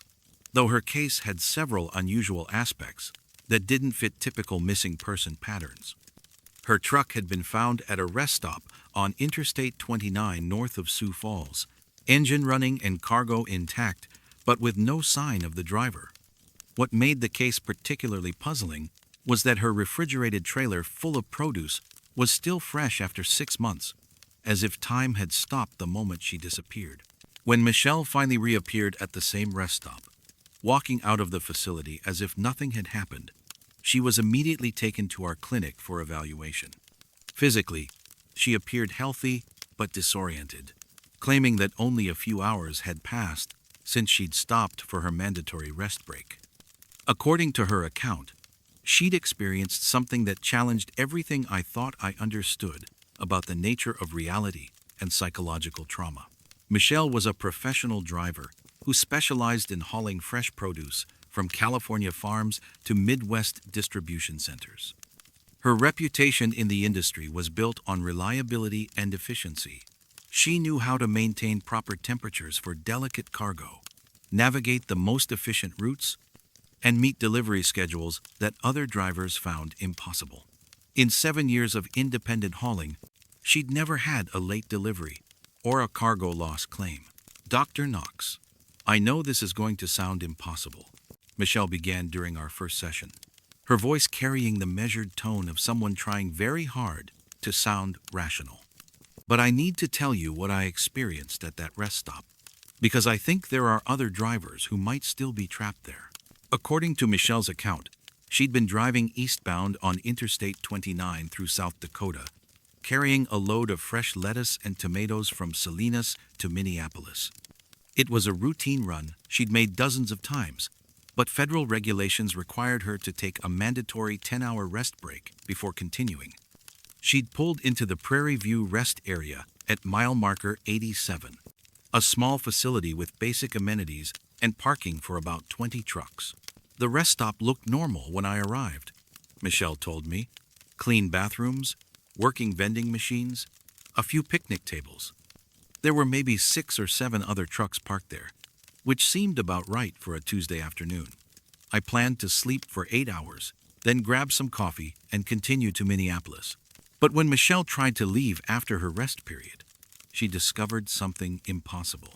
Despite following her normal routine pre-trip inspection, engine warm-up, route planning, she found herself unable to drive beyond the rest stop's exit ramp. Every time she tried to merge onto Interstate 29, her truck would somehow end up back in the parking area, as if the highway itself was redirecting her return. At first, I thought I was having some kind of medical episode, Michelle continued. Maybe a stroke or seizure that was affecting my perception. But my truck was running fine, my GPS was working normally, and I felt completely alert. I just couldn't leave the rest area. After several unsuccessful attempts to depart, Michelle approached the other drivers parked at the facility, hoping someone could help her understand what was happening. What she discovered from those conversations still haunts both her and me. The other truckers had been trapped at the rest stop for varying lengths of time. Some claimed to have been there for weeks, others for months. All of them described the same experience Michelle was having: the inability to drive beyond the facility's boundaries, despite their trucks functioning normally in every other way. There was a driver named Carl Hoffman who said he'd been there since October, Michelle told me. He was hauling furniture from North Carolina to Seattle, stopped for a routine rest break, and couldn't leave. His cargo was still perfectly secured. His fuel gauge hadn't moved in 5 months, and his logbook showed the same date every day, October 14th, 2023. Michelle described meeting drivers from all over the country, all carrying different types of cargo, all trapped by the same inexplicable phenomenon. Despite being unable to leave, their basic needs were somehow met. The vending machines never ran out of food or drinks, the restroom facilities remained clean and functional, and their trucks never required fuel or maintenance. But the psychological toll of indefinite confinement was evident in the other drivers' behavior. Some had given up attempting to leave, spending their days sitting in their trucks or walking aimlessly around the rest area. Others obsessively tried new routes and departure strategies, convinced that they could find a way to break free through persistence and technical expertise. The strangest thing was how time worked there, Michelle explained. Days would pass, but our cargo never spoiled, our fuel never decreased, and our electronic logs never advanced. It was like we were stuck in a bubble where time moved forward, but nothing ever changed or progressed. Michelle spent what felt like 3 months at the rest stop, gradually adapting to the routine of trapped existence. She developed relationships with the other stranded drivers, sharing meals from endlessly restocked vending machines and participating in discussions about their situation. But she also noticed disturbing patterns in their behavior and conversations. The drivers who'd been there longest seemed to be losing their sense of urgency about leaving, Michelle observed. They talked about the rest stop like it was a permanent home, discussing improvements they wanted to make to the facilities and plans for organizing the parking arrangements more efficiently. More disturbing was the gradual realization that the trapped drivers represented a specific type of professional, dedicated, efficient, schedule-focused individuals who had spent their careers prioritizing delivery deadlines over personal relationships. Michelle began to see the rest stop as a kind of purgatory for people who had forgotten how to rest, who had defined themselves entirely through their ability to keep moving. The turning point in Michelle's experience came during what she estimated was her 80th day of confinement. While walking around the rest area's perimeter, trying to understand the invisible barriers that kept them trapped, she encountered something that fundamentally changed her perspective on their situation. "I found a maintenance shed behind the main building that I'd never noticed before," Michelle told me, her voice dropping to nearly a whisper. Inside were files, records of every driver who'd ever been trapped at the rest stop. Hundreds of names, going back decades. But the files weren't just lists, they were detailed psychological profiles, documenting each driver's relationship patterns, family connections, and emotional attachments. According to Michelle, the files revealed a disturbing pattern. Every trapped driver had been identified as someone who had prioritized work over personal relationships, who had used constant motion as a way to avoid emotional intimacy and commitment. The rest stop wasn't just a supernatural trap. It was a targeted intervention designed to force perpetually moving people to confront their inability to stay still. The final entry in my file said, "Subject has achieved sufficient psychological development to resume normal transportation duties," Michelle reported. Below that was a note. "Recommend continued monitoring for regression to previous avoidance patterns." The next morning, Michelle found herself able to leave the rest stop without difficulty.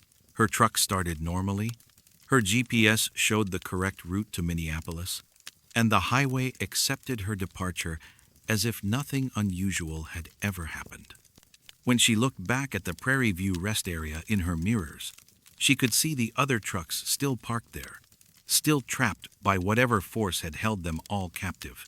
Michelle completed her delivery to Minneapolis on schedule, despite having been missing for 6 months. Her cargo was fresh, her fuel consumption matched normal expectations, and her electronic logs showed no gap in her driving record. From a regulatory and commercial standpoint, it was as if her confinement had never occurred. But the psychological impact of her experience has been profound and lasting. Michelle has significantly reduced her long-haul routes, choosing shorter runs that allow her to return home more frequently. She's rekindled relationships with family members she'd lost touch with during her years of constant travel, and she started volunteering with organizations that provide support for isolated transportation workers. Dr. Knox, I don't know if what I experienced was supernatural, psychological, or something else entirely, Michelle concluded during our final session. But I learned something important during those months at the rest stop. Sometimes the most terrifying thing isn't being unable to move. It's realizing that you've been running away from the things that matter most. Michelle's case remains officially classified as a missing person incident with an unexplained resolution. The South Dakota Highway Patrol has increased monitoring of the Prairie View rest area, but they've reported no unusual activity or additional disappearances. However, I've started paying closer attention to transportation workers who exhibit signs of emotional avoidance or relationship difficulties. There are more people out there like Michelle, dedicated professionals who use constant motion as a defense against intimacy, and I sometimes wonder if they might benefit from their own kind of forced rest. But I also wonder about those other drivers Michelle left behind at the rest stop, still trapped in their eternal parking area, still unable to leave until they learn whatever lesson is keeping them there. Some forms of rest, I've learned, last longer than others.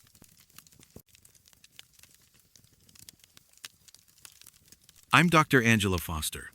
and I've been working as a clinical psychologist specializing in occupational trauma for 14 years.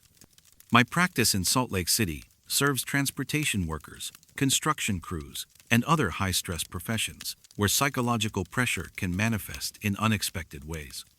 I've seen everything from PTSD in accident survivors to severe anxiety disorders in workers dealing with dangerous cargo, but nothing prepared me for the case of Frank Morrison when he walked into my office in March of 2024.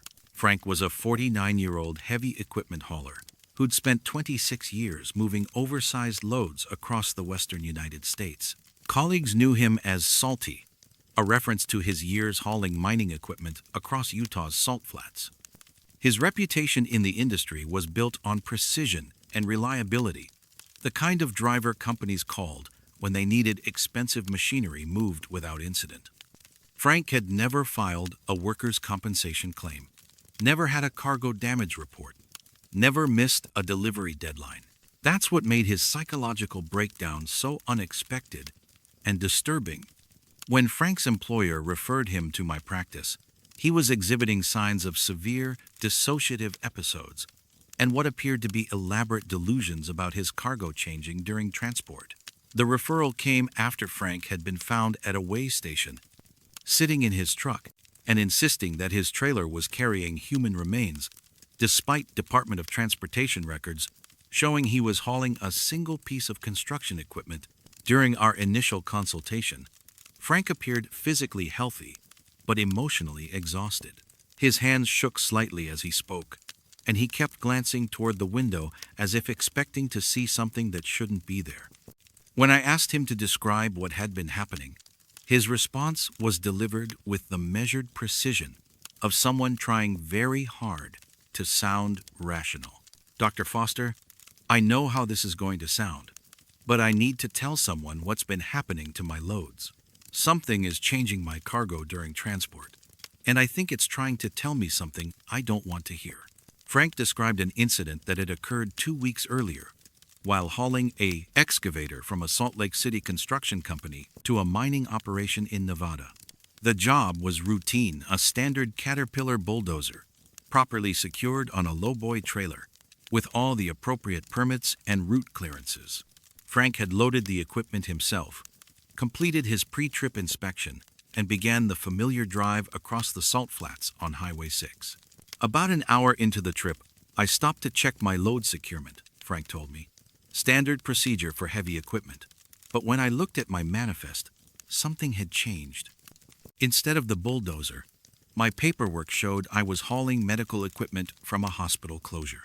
I made notes about possible stress-induced false memories, but Frank's description was too detailed and consistent for a simple psychological episode." He went on to describe how the cargo manifest continued changing throughout his journey, showing increasingly personal and disturbing items that bore no relation to his actual load. "By the time I reached the Nevada border, my manifest showed that I was transporting the personal belongings of Frank Morrison, deceased.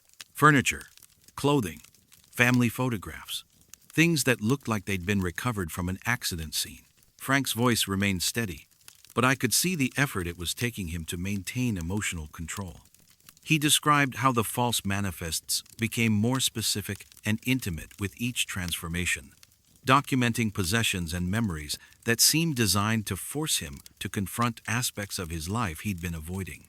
"The final manifest showed I was hauling the weight of every promise I'd broken to my family, every birthday I'd missed because of a delivery schedule, every anniversary I'd spent in a truck stop instead of at home. It had line items for things like 43 missed Little League games and 17 years of marriage counseling appointments canceled for work." As Frank continued his account, I began to understand that his changing cargo might represent a psychological manifestation of guilt and regret. Heavy equipment haulers often sacrifice personal relationships for the demands of their profession, spending weeks away from home to meet critical delivery schedules. Frank's symptoms suggested he was experiencing a form of occupational burnout, complicated by unresolved grief about his life choices. But what disturbed me most about Frank's case was his insistence that the psychological weight of his invisible cargo was becoming physically measurable. He described feeling his truck becoming heavier with each manifest change, despite the bulldozer remaining exactly where he'd secured it. Dr. Foster, when I reached the weigh station at the Nevada border, something impossible happened. The scales showed my truck was carrying 87,000 pounds, well over the legal limit. But when the inspector looked at my trailer, all he could see was the 15,000-pound bulldozer I'd loaded that morning. Frank described being detained for 3 hours, while DOT officials tried to reconcile the scale readings with his visible cargo.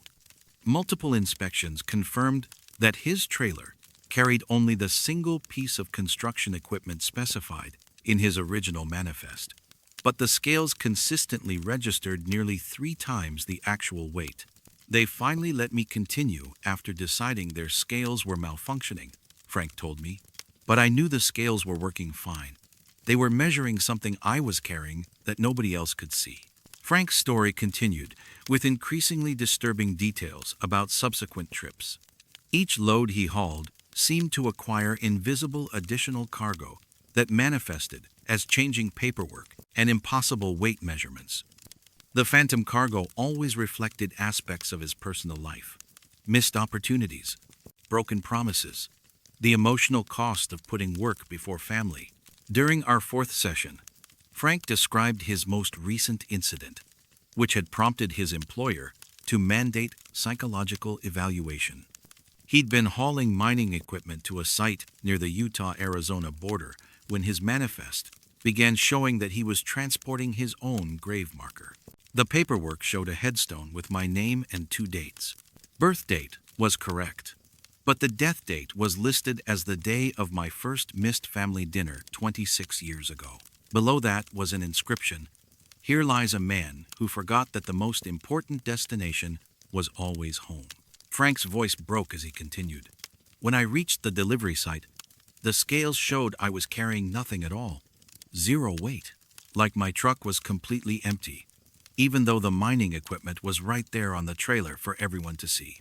Over several weeks of therapy, I worked with Frank to understand that his changing cargo manifests represented his psychological reckoning with a lifetime of prioritizing work over relationships. The invisible weight he felt himself carrying was the accumulated burden of choices that had isolated him from the people who mattered most. But what I couldn't explain, even to myself, were the physical manifestations Frank described: the scale readings that defied explanation, the paperwork that seemed to change before his eyes. Whether these were elaborate stress-induced hallucinations or something else entirely, they were forcing Frank to confront truths about his life that he'd been avoiding for decades. Frank made significant progress during our sessions, gradually recognizing that his phantom cargo represented emotional baggage rather than supernatural phenomena. He began reducing his long-haul schedules, choosing shorter routes that allowed him to spend more time with his estranged wife and adult children. The therapy helped him understand that the heaviest loads aren't always the ones listed on shipping manifests. 6 months after our final session, I received a card from Frank. He'd taken a local delivery job that allowed him to be home every night, and he was rebuilding relationships with family members he'd lost touch with during his years on the road. The card included a photo of him at his daughter's wedding, an event he would have missed in his previous life for a delivery deadline. But sometimes, when I'm driving Utah's highways late at night, I think about Frank's case and wonder if some cargo really does change during transport. I've learned that the things we carry invisibly: guilt, regret, the weight of choices unmade, can be heavier than any physical load. Frank taught me that the most dangerous cargo isn't always the kind that requires special permits or warning signs. Sometimes the loads that destroy us are the ones we accumulate gradually, mile by mile, until we're carrying so much emotional weight that we can barely keep moving forward. The heaviest trucks, I've realized, are often the ones that appear empty on the outside.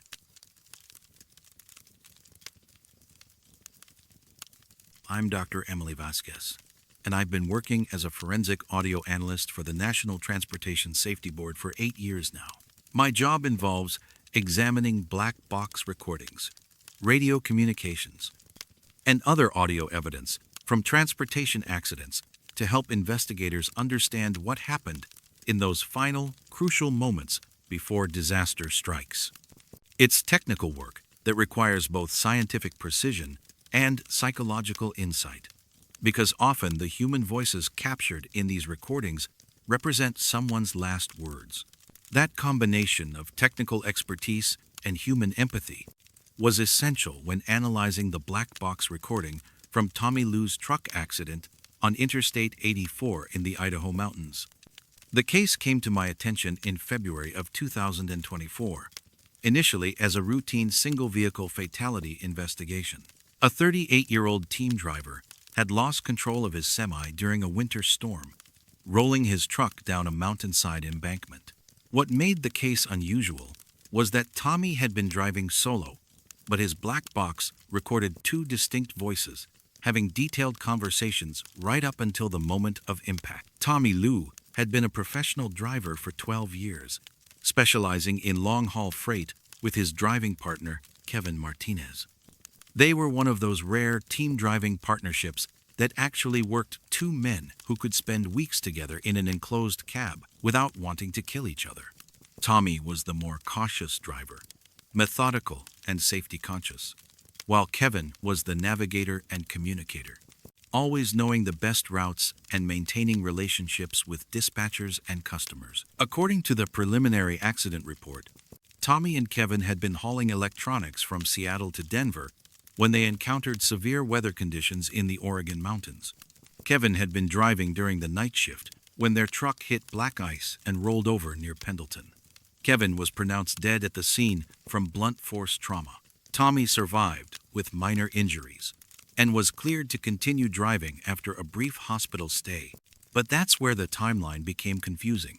The black box data from Tommy's truck showed that after Kevin's accident in Oregon, Tommy had continued driving eastbound through Idaho, apparently maintaining normal conversations with his deceased partner for another 200 miles before his own fatal crash.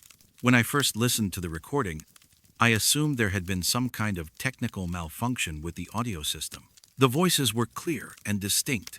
Tommy's higher-pitched, slightly accented English mixed with Kevin's deeper, more relaxed tone. They discussed route conditions, fuel stops, and delivery schedules with the casual familiarity of partners who had worked together for years. "Tommy, you're going to want to take the next exit for fuel," Kevin's voice said clearly through my headphones. "Station on the right has the best diesel prices, and their coffee doesn't taste like motor oil." "Copy that, Kev. My gauges are showing we're good for another 50 miles, but better safe than sorry. Trust me, partner. After 12 years, I know this route better than my own driveway." The conversation continued for several minutes, covering mundane details about truck stops, weather conditions, and scheduling. But according to the Oregon State Patrol, Kevin Martinez had been dead for 6 hours when this conversation was recorded. I ran every audio analysis test available to our laboratory: voice pattern recognition, background noise filtering, frequency analysis, digital artifact detection. The recording showed no signs of manipulation, overdubbing, or technical malfunction. Two distinct speakers were clearly present in the cab of Tommy's truck, engaging in natural conversation with overlapping speech patterns, interruptions, and response timing that would be nearly impossible to fake. But the conversations weren't just casual chatter. As I continued analyzing the recording, I realized that Kevin's voice was providing specific navigation assistance that helped Tommy avoid several potentially dangerous situations. "Slow down coming into this curve, Tommy. Road conditions are getting worse, and there's a steep drop-off on the right side." "I see it. Thanks for the heads up. Construction zone ahead, in about 5 miles. Single lane, flag person directing traffic. Give yourself extra following distance." Tommy's responses suggested he was receiving and acting on information that was helping him navigate safely through treacherous mountain conditions. But Kevin couldn't possibly have known about these road hazards, because Kevin was dead. The most disturbing section of the recording came approximately 30 minutes before Tommy's accident. The conversation shifted from routine navigation to something more personal and urgent. "Tommy, I need you to call my wife when you get to Denver." "What do you want me to tell her?" "Tell her the insurance papers are in the filing cabinet, bottom drawer. Tell her I'm proud of how she handled everything after the accident. Tell her I'll always be grateful she married a trucker who talked too much." Tommy's voice carried a note of confusion. "Kev, what are you talking about?" "You can tell her yourself when we get home." "Partner, I need you to listen carefully. The road ahead is going to get dangerous. Ice conditions, steep grade, limited visibility. I can guide you through it, but you have to trust me completely." "Of course I trust you. We've been through worse than this."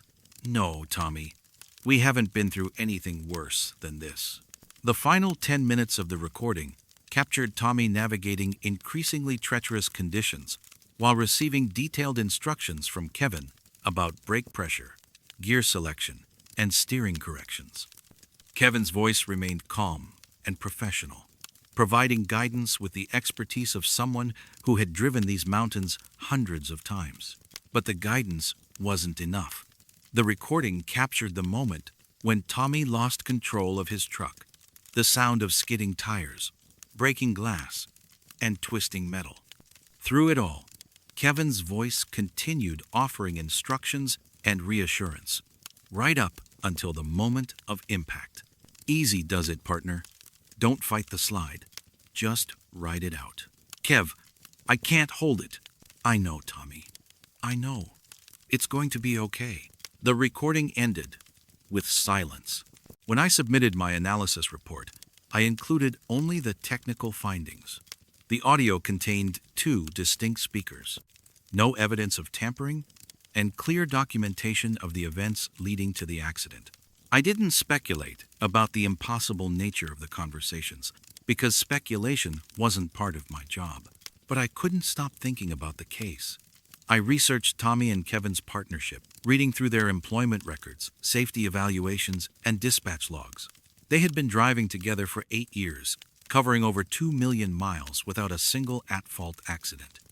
Their dispatcher described them as 2 halves of the same driver, so synchronized in their operation that they could finish each other's sentences. 6 months after submitting my report, I received a call from Tommy's widow, Mrs. Liu. She wanted to thank me for the professional handling of her husband's case and to share something that the official investigation hadn't captured. "Dr. Vasquez, I need you to know that Tommy called me from Oregon right after Kevin's accident. He was devastated, crying, talking about how he couldn't imagine driving without his partner. But by the time he reached Idaho, something had changed. His last call to me, he sounded calm, almost peaceful. He said Kevin was helping him get through the mountains, that everything was going to be okay." Mrs. Liu paused, then continued. "Tommy and Kevin were more than driving partners. They were brothers. Kevin saved Tommy's life a dozen times over the years, and Tommy did the same for Kevin. I think Kevin was still trying to save him, even after." I assured Mrs. Liu that her husband had been an excellent driver who had simply encountered conditions beyond anyone's control. But privately, I wondered if some partnerships are so strong that death becomes just another obstacle to navigate together. That case changed how I approach my work. When I analyze recordings now, I listen not just for technical evidence, but for the relationships between the voices. I've learned that the bonds between people who depend on each other for survival can transcend the normal boundaries of life and death. Sometimes, late at night in my laboratory, I still listen to Tommy and Kevin's final conversation. And sometimes, I wonder if the best partnerships never really end. They just continue on roads that the rest of us can't see.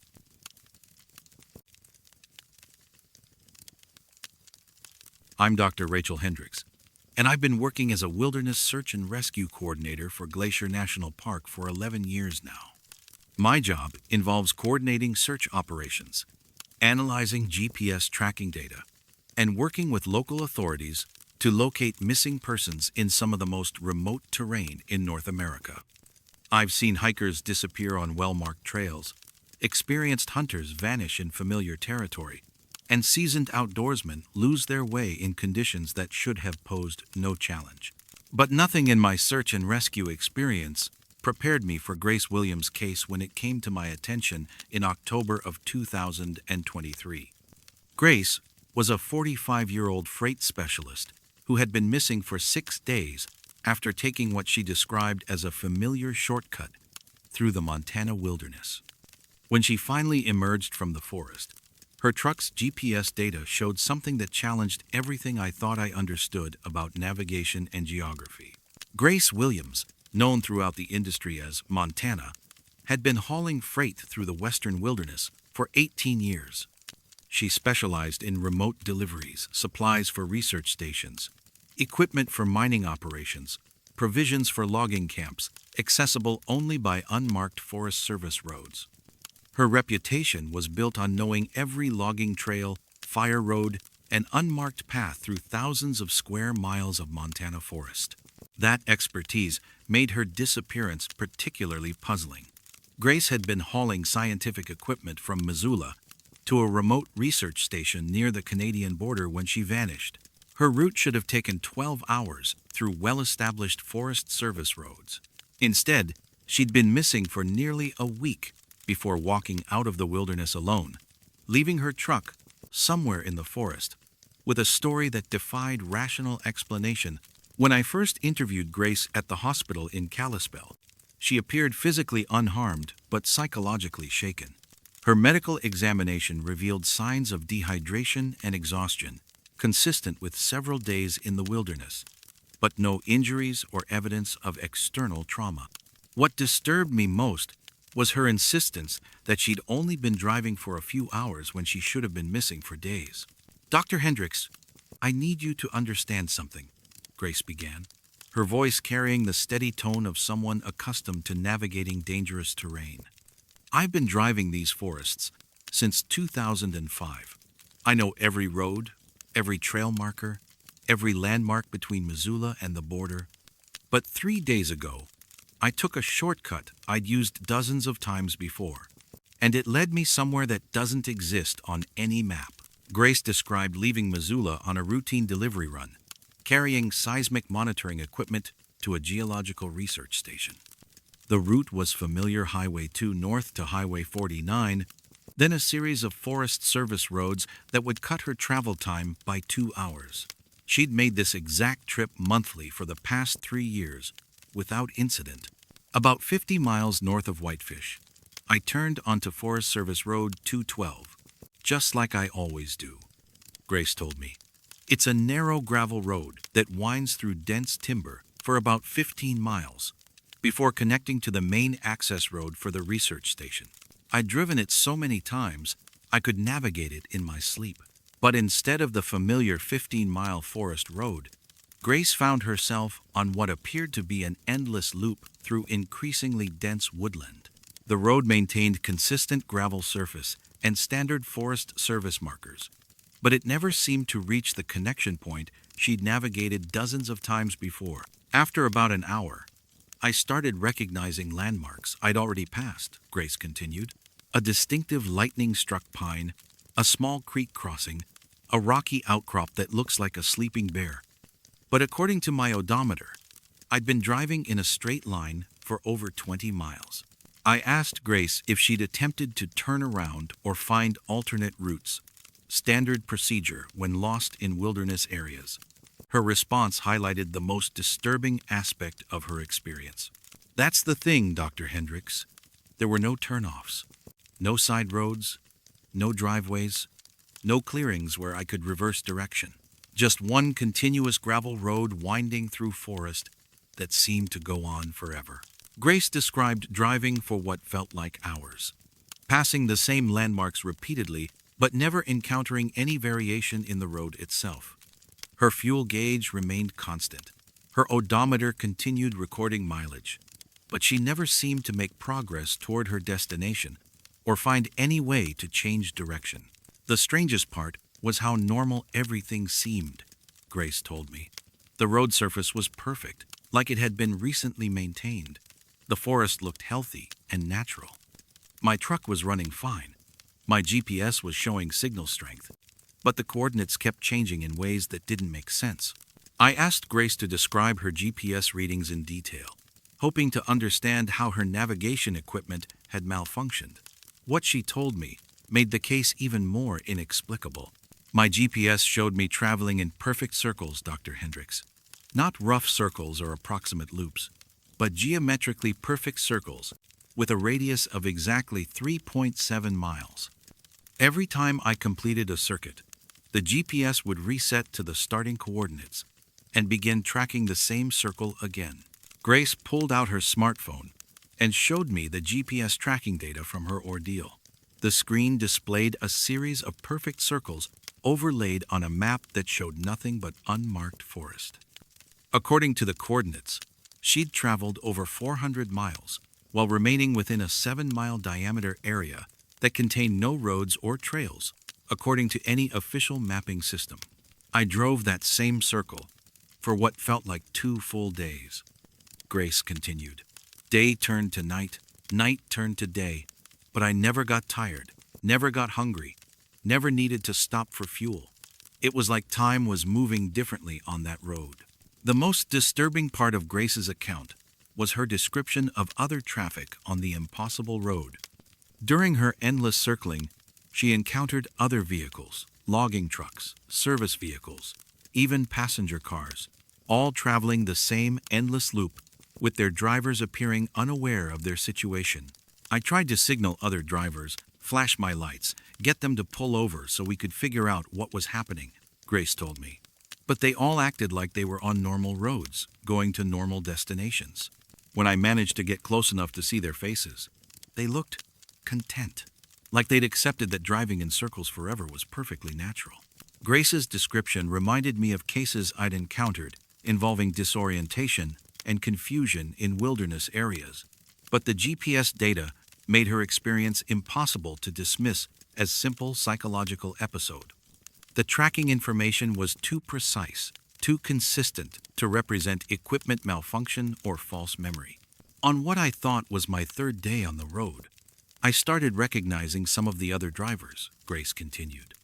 A logging truck driver I'd passed dozens of times, a Forest Service ranger in a pickup truck, even a family in an RV that looked like they'd been there for years.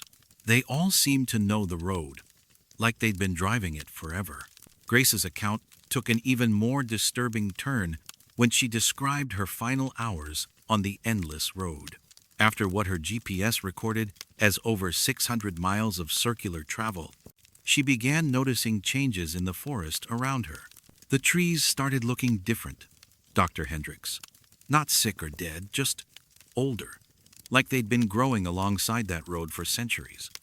And I started seeing structures in the forest, old logging camps, abandoned ranger stations, vehicles from decades past, all overgrown, but somehow still part of the landscape. Grace described realizing that the endless road might be some kind of collection point for people who'd become lost in the wilderness over many years. The other drivers she'd encountered weren't recent arrivals. They were travelers who'd been circling the same route for months, years, possibly decades. That's when I understood that I had to get off that road before I became like them. Grace told me, before I accepted that endless driving was normal, that never arriving anywhere was just part of the journey. Grace's escape came when she made a decision that went against every survival instinct she'd developed during her years in the wilderness. Instead of continuing to follow the road, she drove her truck directly into the forest, crashing through undergrowth and around trees until her vehicle became hopelessly stuck. I abandoned my truck and walked straight through the woods. No compass, no GPS, just walking in what I hoped was a straight line away from that road, Grace said. After about 6 hours of hiking, I reached Highway 2 and flagged down a passing motorist. When search teams attempted to locate Grace's truck using her final GPS coordinates, they found only unmarked wilderness. No roads, no vehicle tracks, no evidence that anyone had ever driven through the area she described. The geological research station she'd been trying to reach confirmed they'd never received their equipment delivery. Grace's case remains officially classified as a navigation equipment malfunction combined with wilderness disorientation, but the precision of her GPS data and the consistency of her account suggest something more complex than simple mechanical failure or psychological episode. 6 months after her rescue, Grace took early retirement from wilderness freight hauling. She now works for a local delivery service, handling only urban routes with plenty of witnesses and well-marked streets. When I followed up with her recently, she mentioned that she sometimes dreams about the endless forest road and wonders if the other drivers are still out there, contentedly circling through wilderness that exists only for those who've lost their way. Grace's experience taught me that some routes are designed not as shortcuts, but as traps, paths that prey on our desire to find faster ways to reach our destinations. The most dangerous roads, I've learned, are often the ones that promise to save time while stealing something far more valuable, our ability to ever arrive anywhere at all.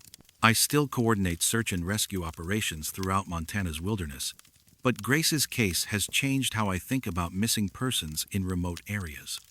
Sometimes, I suspect, people don't just get lost, they get collected by routes that exist specifically to keep them moving forever, traveling in perfect circles on roads that lead nowhere but back to themselves.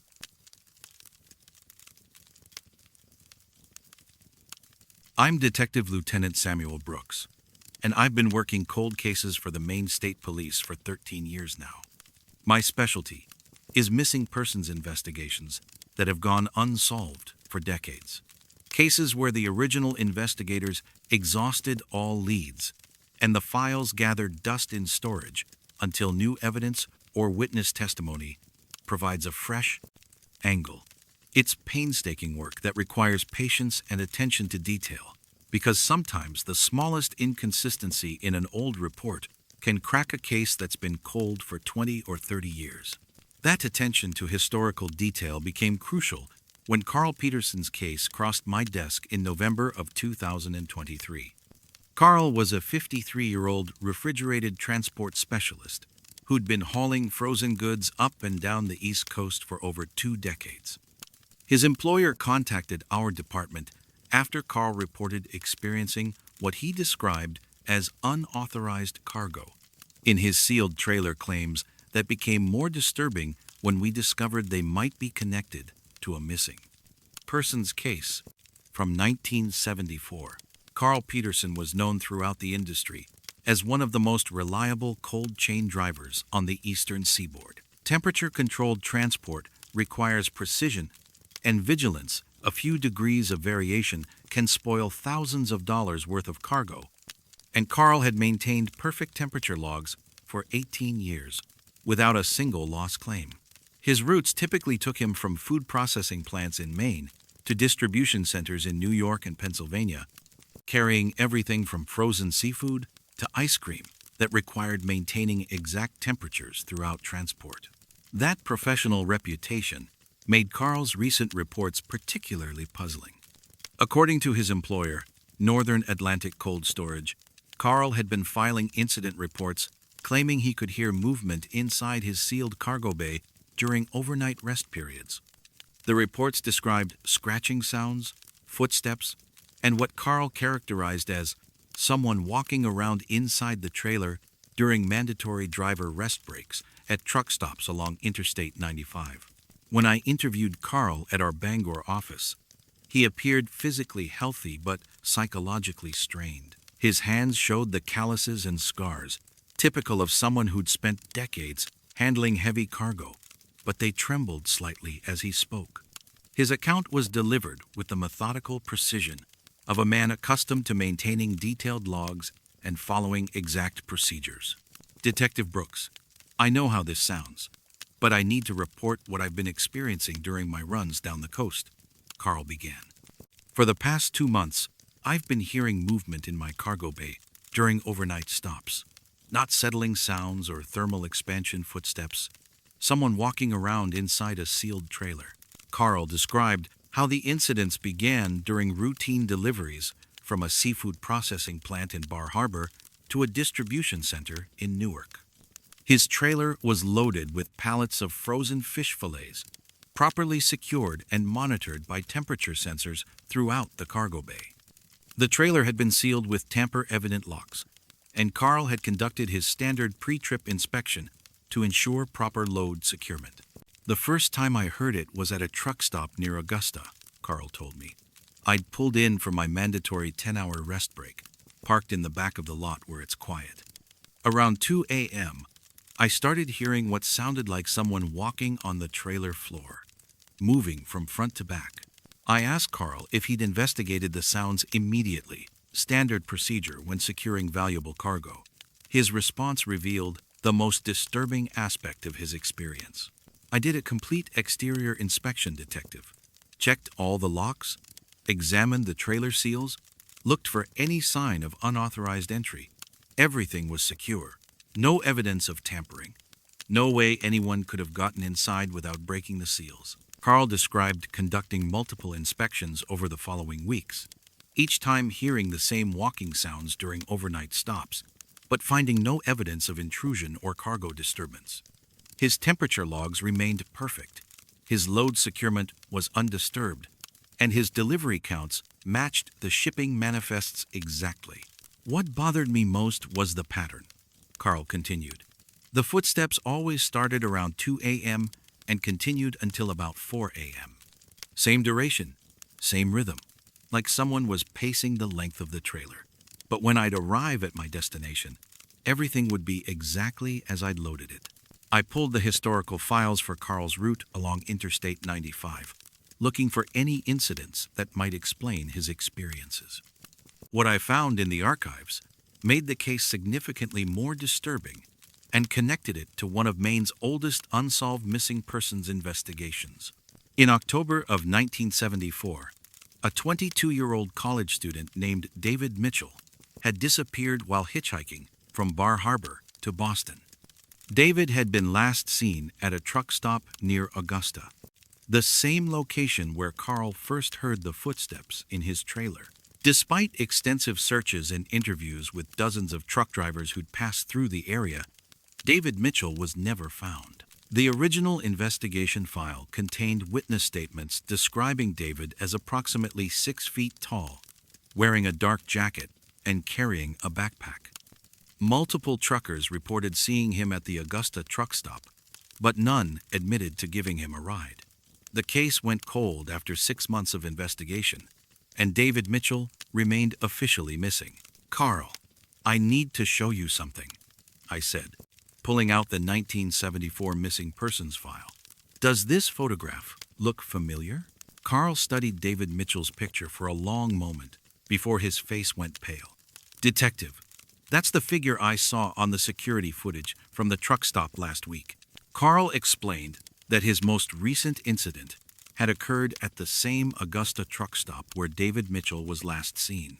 This time, Carl had requested to review the facility's security camera footage, hoping to identify whoever was somehow accessing his sealed trailer. The footage showed someone walking around my truck at 2 a.m., Carl told me.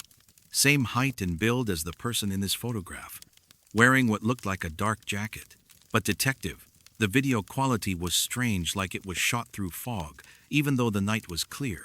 I arranged to review the truck stop security footage with Carl and the facility manager.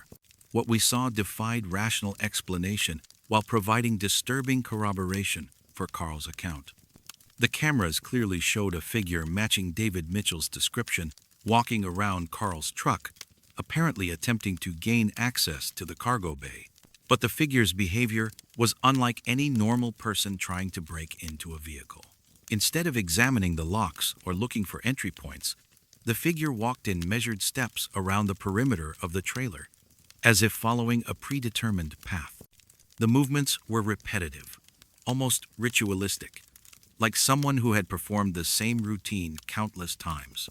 The strangest part was how the figure appeared and disappeared, the facility manager noted. One moment, the area around the truck was empty. The next moment, this person was there, walking their pattern. When the activity stopped at 4 a.m., they didn't walk away, they just faded from view. Over the following weeks, I coordinated with several truck stops along Carl's route to review their historical security footage. The pattern was consistent, dating back years, possibly decades. The same figure had been captured on cameras at truck stops between Bar Harbor and Augusta, always appearing around refrigerated trailers during the early morning hours. But the most disturbing discovery came when I examined Carl's cargo logs more carefully. His routes followed the exact path that David Mitchell had been trying to travel in 1974 from Bar Harbor toward Boston, along Interstate 95. Every location where Carl heard footsteps corresponded to a truck stop where David had been seen or was suspected to have sought rides.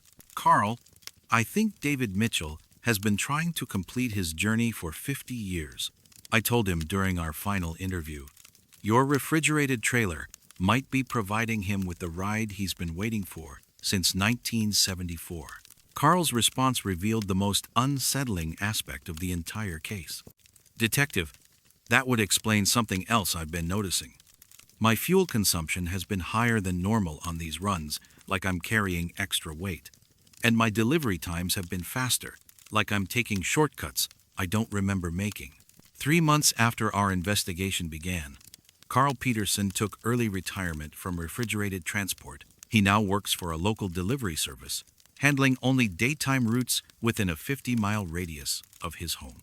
When I followed up with him recently, he mentioned that he still sometimes dreams about footsteps in empty cargo bays and wonders if David Mitchell ever found his way to Boston. The case remains officially unsolved, classified as a missing person investigation with no new leads. But I've started paying closer attention to truckers who report unusual experiences on routes that correspond to old missing persons cases. There are more drivers like Carl out there, carrying invisible passengers who've been waiting decades for someone to give them a ride to destinations they'll never reach. Carl's experience taught me that some hitchhikers never stop looking for rides, even after their journey should have ended long ago. The highways are full of ghosts seeking transportation, and sometimes the most reliable drivers are the ones who unknowingly provide passage for travelers who disappeared before they were born. I still work cold cases for the Maine State Police, but Carl Peterson's investigation changed how I think about the connection between past and present.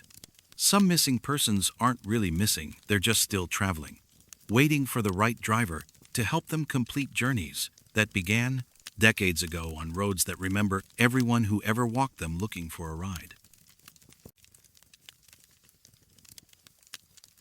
I'm Dr. Margaret Chen, and I've been working as a rural veterinarian in central Wyoming for 16 years now. My practice covers over 2,000 square miles of ranch land, serving cattle operations scattered across some of the most remote territory in the continental United States. The work requires constant travel between properties that can be separated by hundreds of miles of empty prairie, and I've learned to rely on GPS coordinates and detailed scheduling to manage the logistics of rural veterinary care.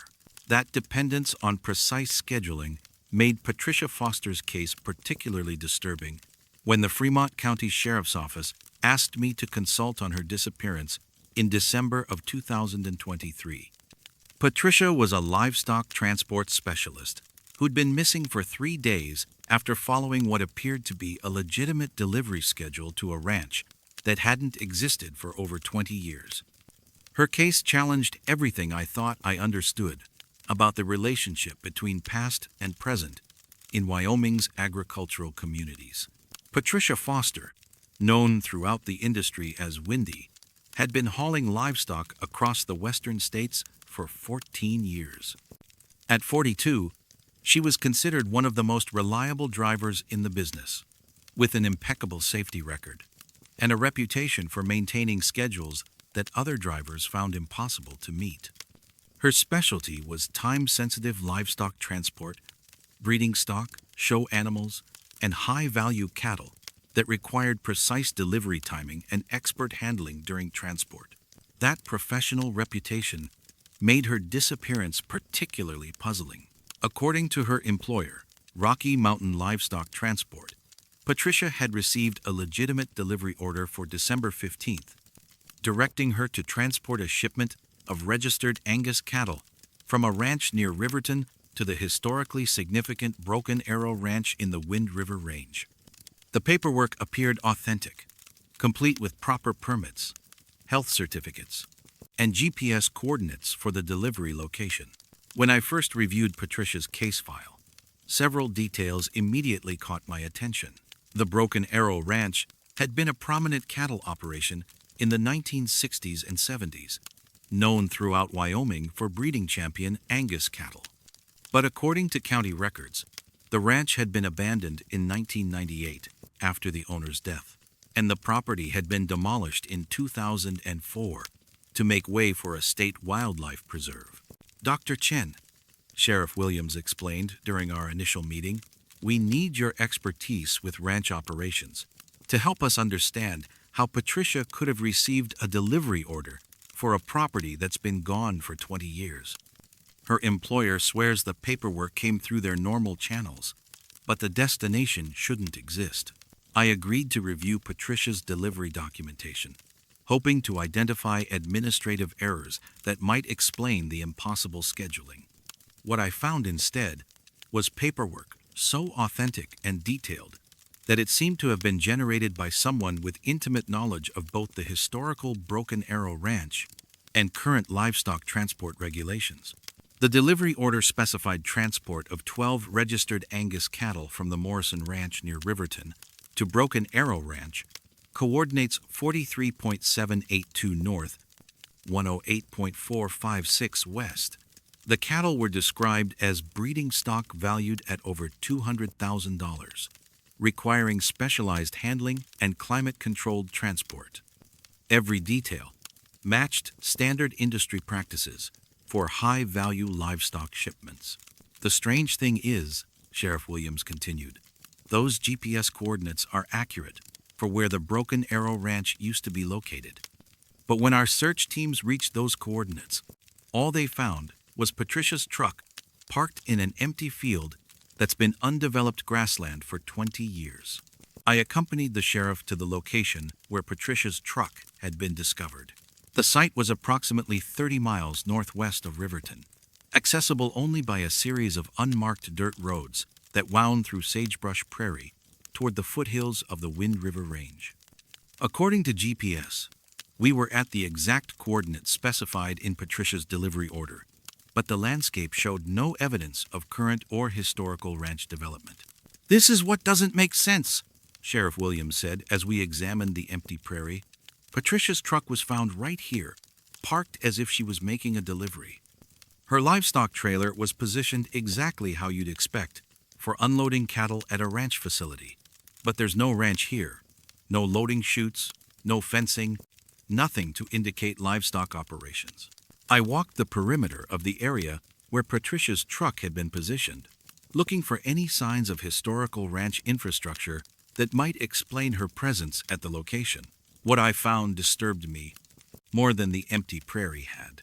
Scattered throughout the grass were remnants of old fence posts, fragments of concrete that might have been foundation footings, and rusted metal pieces that looked like they'd once been part of cattle chutes or corrals.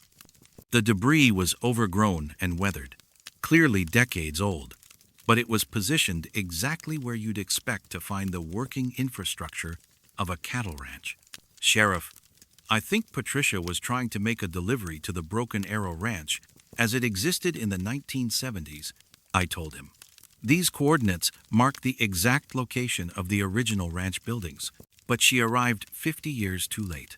Over the following days, I researched the history of the Broken Arrow Ranch, hoping to understand how Patricia could have received scheduling information for a property that hadn't operated in decades.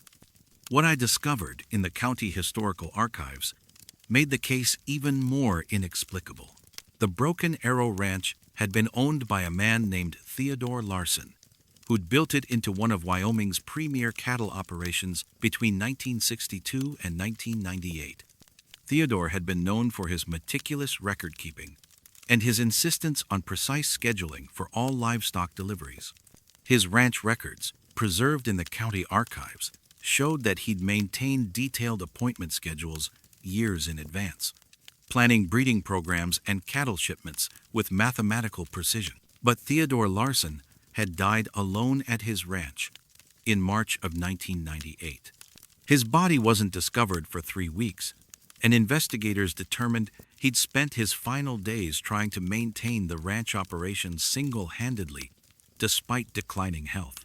Among the documents found in his office was a delivery schedule extending through December of 2023, 25 years after his death.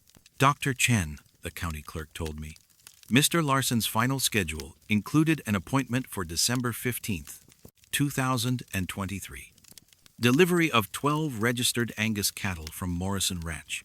The handwriting matches his other records perfectly, but the date was 25 years in the future.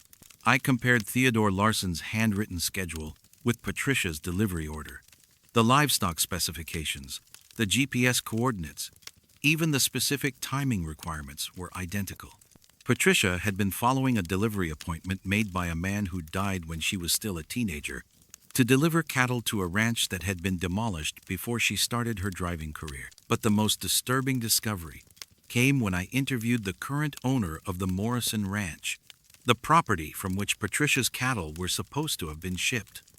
According to ranch records, they'd never owned or shipped any registered Angus cattle matching Patricia's manifest. The cattle she was transporting existed only on paper, just like the ranch where she was supposed to deliver them. The thing is, the Morrison Ranch foreman told me, we did have a shipment of Angus cattle ready for the Broken Arrow Ranch in December of 1973. 12 head registered breeding stock, exact specifications as this delivery order. But that shipment never happened because Theodore Larson canceled the appointment at the last minute, said he had scheduling conflicts. I realized that Patricia hadn't just been following a delivery schedule from the past. She'd been completing an appointment that had been canceled 50 years earlier, transporting cattle that existed only in Theodore Larson's meticulous records of what should have been. When search teams finally located Patricia 3 days after finding her truck, she was walking along a county road 20 miles from the Broken Arrow Ranch site. She appeared physically unharmed, but psychologically disoriented, claiming she'd successfully completed her delivery and was heading to find a phone to confirm receipt with dispatch. Dr. Chen, Patricia told me during her medical evaluation, I don't understand why everyone's so concerned. I made my delivery right on schedule. Mr. Larson was waiting for me, just like the appointment specified. He inspected every head of cattle, signed the delivery receipt, and paid the transport fee in cash. Patricia produced a signed delivery receipt from her pocket, written in Theodore Larson's distinctive handwriting, and dated December 15th, 2023.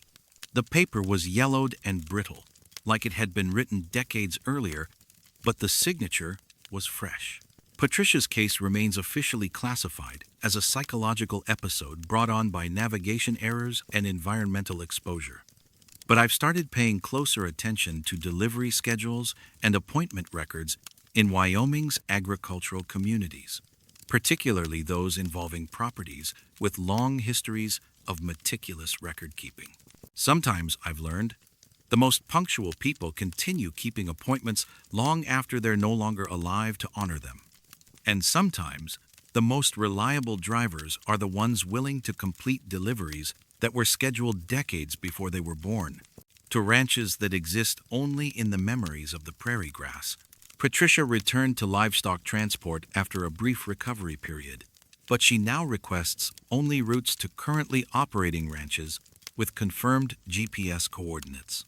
She's never spoken publicly about her experience at the Broken Arrow Ranch site, but her delivery logs from that day contain detailed notes about cattle inspections, facility conditions, and customer satisfaction ratings for a ranch that officially hasn't existed for 20 years. I still practice rural veterinary medicine across central Wyoming, but Patricia Foster's case changed how I think about the relationship between past and present in agricultural communities.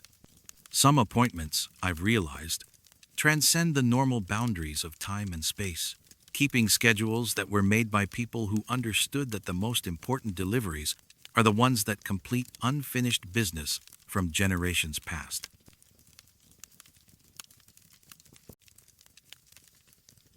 I'm Captain Lisa Rodriguez, and I've been working commercial vehicle enforcement for the California Highway Patrol for 12 years now. My specialty is mechanical safety inspections, checking brakes, steering systems, and other critical components that keep 80,000-pound trucks safe on public highways.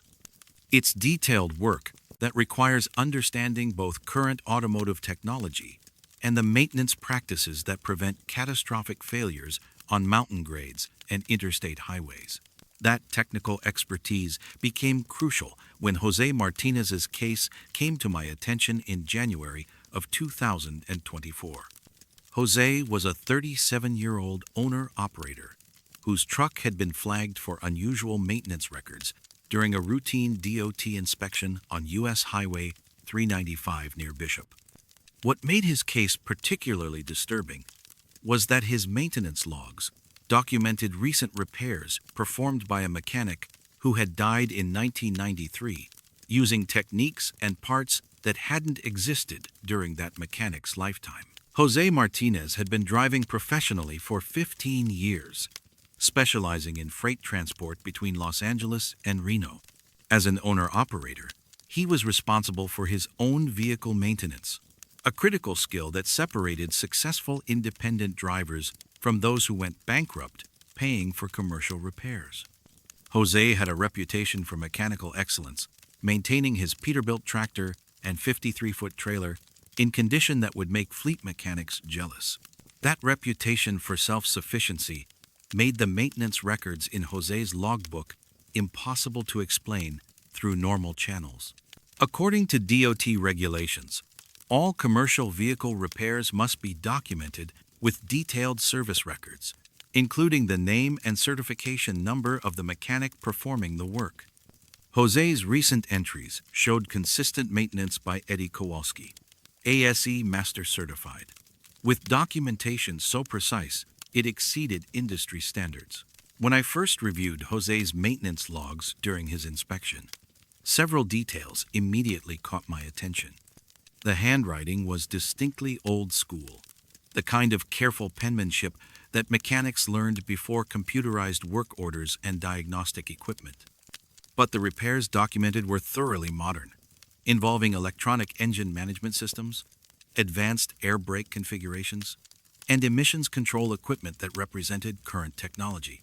Mr. Martinez, I asked during his roadside inspection, can you tell me about Eddie Kowalski and where he's been servicing your truck? Jose's response revealed the first indication that something was seriously wrong with his maintenance situation. Officer Rodriguez, Eddie's been doing my mechanical work at truck stops along my regular route for about 6 months now. Always shows up during my mandatory rest periods, usually around 2 or 3 a.m. Does excellent work, very reasonable prices. I asked Jose to describe his interactions with Eddie in more detail, hoping to identify which truck stop or service facility was employing an uncertified mechanic. What Jose told me made the case significantly more disturbing. Eddie never works at established service bays, Jose explained. He shows up when I'm parked for my 10-hour rest break, sets up his tools in the parking lot, and handles whatever maintenance issues I've been having. He's got all the right equipment, genuine parts, professional diagnostic tools. The work he does is better than most certified shops. I pulled out my enforcement database and ran a search for Eddie Kowalski's ASE certification number. What I found made my blood run cold. Edward Eddie Kowalski had indeed been an ASE Master Certified mechanic, but his certification had expired in 1993 when he died in an industrial accident at a truck repair facility in Bakersfield. Mr. Martinez, I need you to understand something, I told Jose carefully. Eddie Kowalski has been dead for over 30 years. Whoever is working on your truck is using a deceased mechanic's identity and certification. Jose's reaction was not what I expected. Instead of shock or concern, he appeared genuinely confused. "Officer, that's impossible.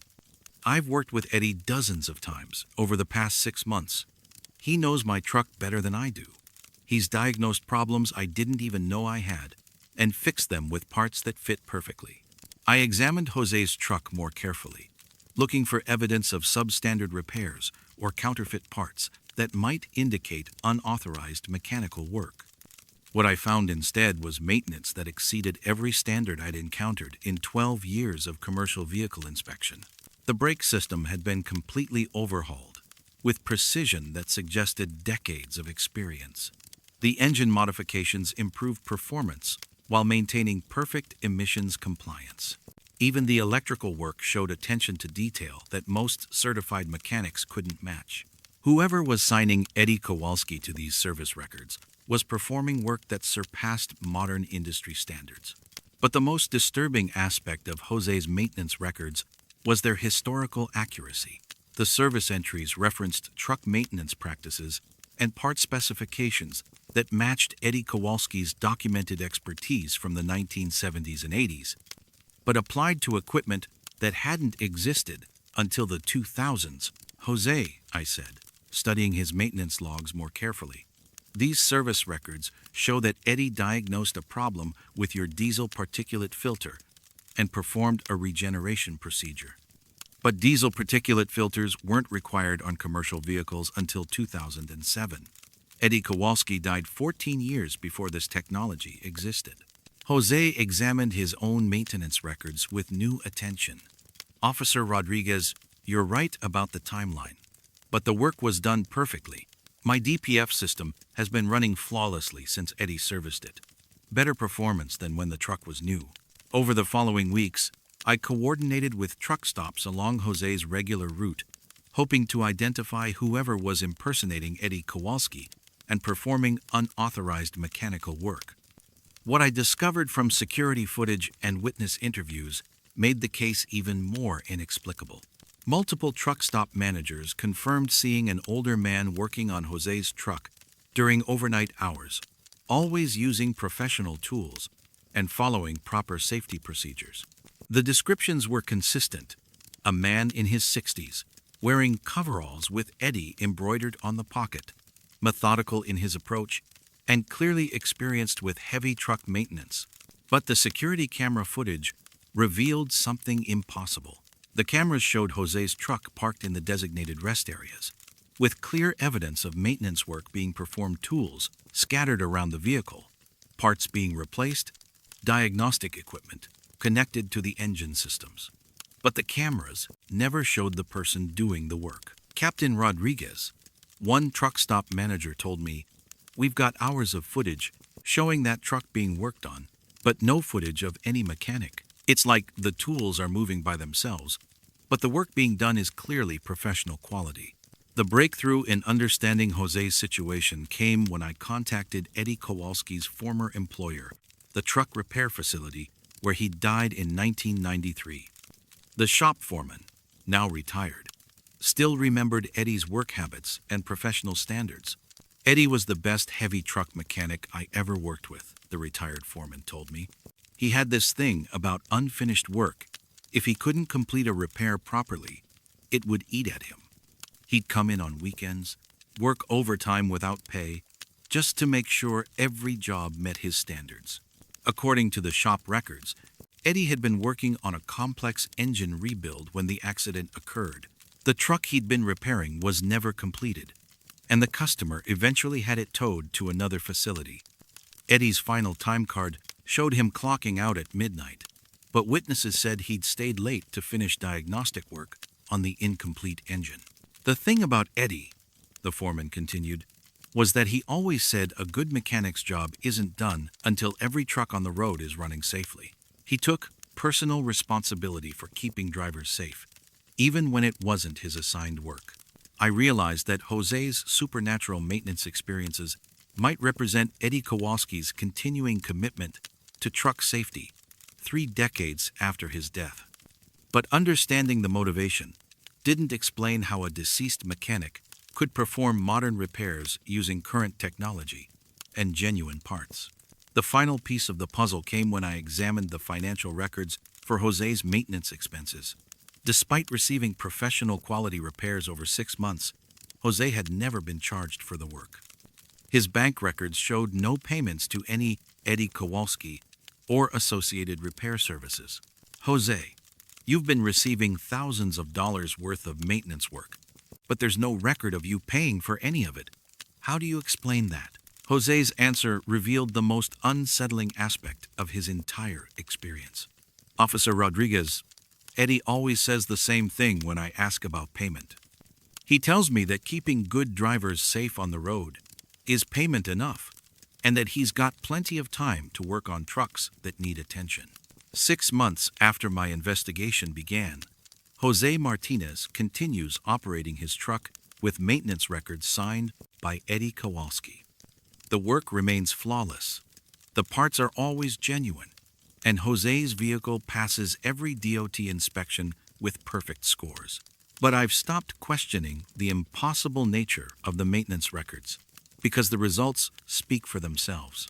Jose's case taught me that some mechanics develop such a strong commitment to their craft that death becomes just another challenge to work around. Eddie Kowalski may have clocked out for the last time in 1993, but his dedication to keeping trucks running safely continues on highways where professional maintenance can mean the difference between life and death. I still conduct commercial vehicle inspections throughout California, but Eddie Kowalski's posthumous mechanical work has changed how I think about the relationship between past and present in the trucking industry. The best mechanics, I've learned, never really retire. They just expand their service area to include routes that most people can't see, keeping trucks running safely with tools that exist only in the hands of those who refuse to let their work remain unfinished. I'm Sergeant Michael Torres, and I've been working missing persons investigations for the New Mexico State Police for 9 years now. My specialty is cases involving commercial drivers, people whose jobs require them to travel thousands of miles through some of the most remote territory in North America, often disappearing without a trace, in areas where cell phone coverage is spotty and witnesses are non-existent. It's challenging work that requires understanding both the psychology of long-haul drivers and the practical realities of life on the interstate highway system. That dual expertise became crucial when Amanda Thompson's case came to my attention in March of 2024. Amanda, known throughout the industry as Desert Rose, was a 39-year-old cross-country specialist who had vanished while traveling westbound on Interstate 10 through the New Mexico desert. What made her disappearance particularly puzzling was her final radio transmission, which described arriving at a busy truck stop that didn't exist on any map or in any commercial database. Amanda Thompson had been driving professionally for 16 years, specializing in coast-to-coast freight transport that kept her on the road for weeks at a time. Her reputation in the industry was built on reliability and route knowledge. She knew every truck stop, fuel plaza, and rest area between New York and Los Angeles, and could navigate the most efficient paths through weather, construction, and traffic delays that left other drivers stranded. That expertise made her disappearance from a route she'd traveled hundreds of times completely inexplicable. According to her employer, Continental Freight Services, Amanda had been hauling electronics from Atlanta to Phoenix when she vanished. Her route should have taken her through Tucumcari, Albuquerque, and Gallup before crossing into Arizona. Instead, her truck disappeared somewhere in the empty desert between Santa Rosa and Albuquerque, leaving behind only a series of increasingly confused radio transmissions. When I first reviewed Amanda's case file, her final communication stood out as unusually detailed for a standard check-in call. Most drivers provide brief updates about location, fuel status, and estimated arrival times. Amanda's last transmission was a lengthy description of a truck stop facility that she seemed surprised to discover. Continental Dispatch, this is Desert Rose at mile marker 207 eastbound. Amanda's voice came through clearly on the recorded transmission. I've been having GPS issues for the past hour. Keeps trying to route me to a truck stop that's not showing up on my atlas. Finally decided to follow the directions and see what the fuss was about. Her dispatcher, Janet Morrison, had been working with Amanda for 8 years and immediately recognized that something was unusual about the call. Desert Rose, what's your current location? I'm not showing any major truck stops at mile marker 207. That's the thing, Janet. This place is huge. Maybe 40 or 50 truck parking spaces. Full-service fuel island, restaurant, driver's lounge, even a maintenance bay. But it's not marked on any of my maps, and I don't remember seeing it on previous runs through here. I pulled up satellite imagery of Interstate 10 at mile marker 207. The area showed nothing but empty desert, scrub brush, and a few cattle trails. No truck stop, no buildings, no infrastructure that could support a commercial facility of the size Amanda described. Desert Rose. The dispatcher's voice continued on the recording. Are you sure about your location? Our GPS tracking shows you stationary at coordinates that should be empty desert. I'm looking right at it, Janet. Big neon sign says, Last Stop Travel Plaza. Lots of trucks parked here, looks like drivers taking their mandatory rest breaks. I'm going to fuel up and grab some coffee, then continue toward Albuquerque. That was Amanda's final transmission. Despite multiple attempts by her dispatcher and other drivers in the area, no one could raise Desert Rose on the radio after she reported stopping at the non-existent truck stop. I drove out to mile marker 207 the following day, hoping to find some evidence of Amanda's presence or clues about her disappearance. The location was exactly as the satellite imagery had shown: empty desert stretching to the horizon, with no signs of current or historical development. But as I walked the area more carefully, I began noticing details that didn't match the seemingly pristine landscape. Tire tracks crisscrossed the hard-pan desert soil, deep impressions from heavy trucks that appeared to converge on a central area about the size of a large parking lot. The tracks were too numerous and too well defined to be coincidental. They suggested regular heavy vehicle traffic to a location where no destination existed. More disturbing were the scattered pieces of debris I found while following the tire tracks. Chrome bumper pieces, fragments of truck stop signage, even sections of concrete that looked like they might have been parts of fuel islands or parking barriers. Everything was weathered and sun-bleached, as if it had been scattered across the desert for years or even decades. Sergeant Torres, my forensics specialist, told me after examining the debris, these pieces match commercial truck stop equipment from multiple time periods. Some of this signage looks like it's from the 1970s, but other pieces show modern LED technology that's only been available for the past few years. I began researching historical records of truck stops along Interstate 10, looking for any facility that might have operated near mile marker 207. What I found in the state archives made Amanda's case even more inexplicable and connected it to a pattern of disappearances spanning decades. Between 1976 and 2010, 12 commercial drivers had vanished along the same stretch of Interstate 10 where Amanda disappeared. All were experienced long-haul drivers. All disappeared during routine cross-country runs, and all had made final radio transmissions, describing stops at truck stops that didn't appear on official maps or in commercial directories. Sergeant, the state archivist told me, these cases all involve drivers reporting arrivals at facilities with names like Desert Oasis, Final Stop, and End of the Line Travel Plaza. Different names, but always described as busy truck stops in areas where no such facilities existed. The pattern suggested that Amanda hadn't stumbled upon an isolated incident, but had become the latest victim of something that had been collecting drivers from Interstate 10 for nearly 50 years. But understanding the pattern didn't explain the mechanism or provide any clues about what happened to the missing drivers. The breakthrough in Amanda's case came when I contacted retired truckers who had driven Interstate 10 during the 1970s and 80s, hoping to find someone who remembered the historical truck stops that might have inspired the phantom facilities. What I learned from those conversations fundamentally changed my understanding of the disappearances. "Sergeant, there used to be a truck stop right around mile marker 207, one retired driver told me. Place called Last Stop Travel Plaza, operated from about 1974 to 1986. It was a real popular spot. Good food, clean facilities, fair fuel prices. But it went out of business when the new interstate routing bypassed that section of highway. According to the retired drivers, the Last Stop Travel Plaza had been demolished in 1987, with the land returned to federal ownership as part of a desert preservation project.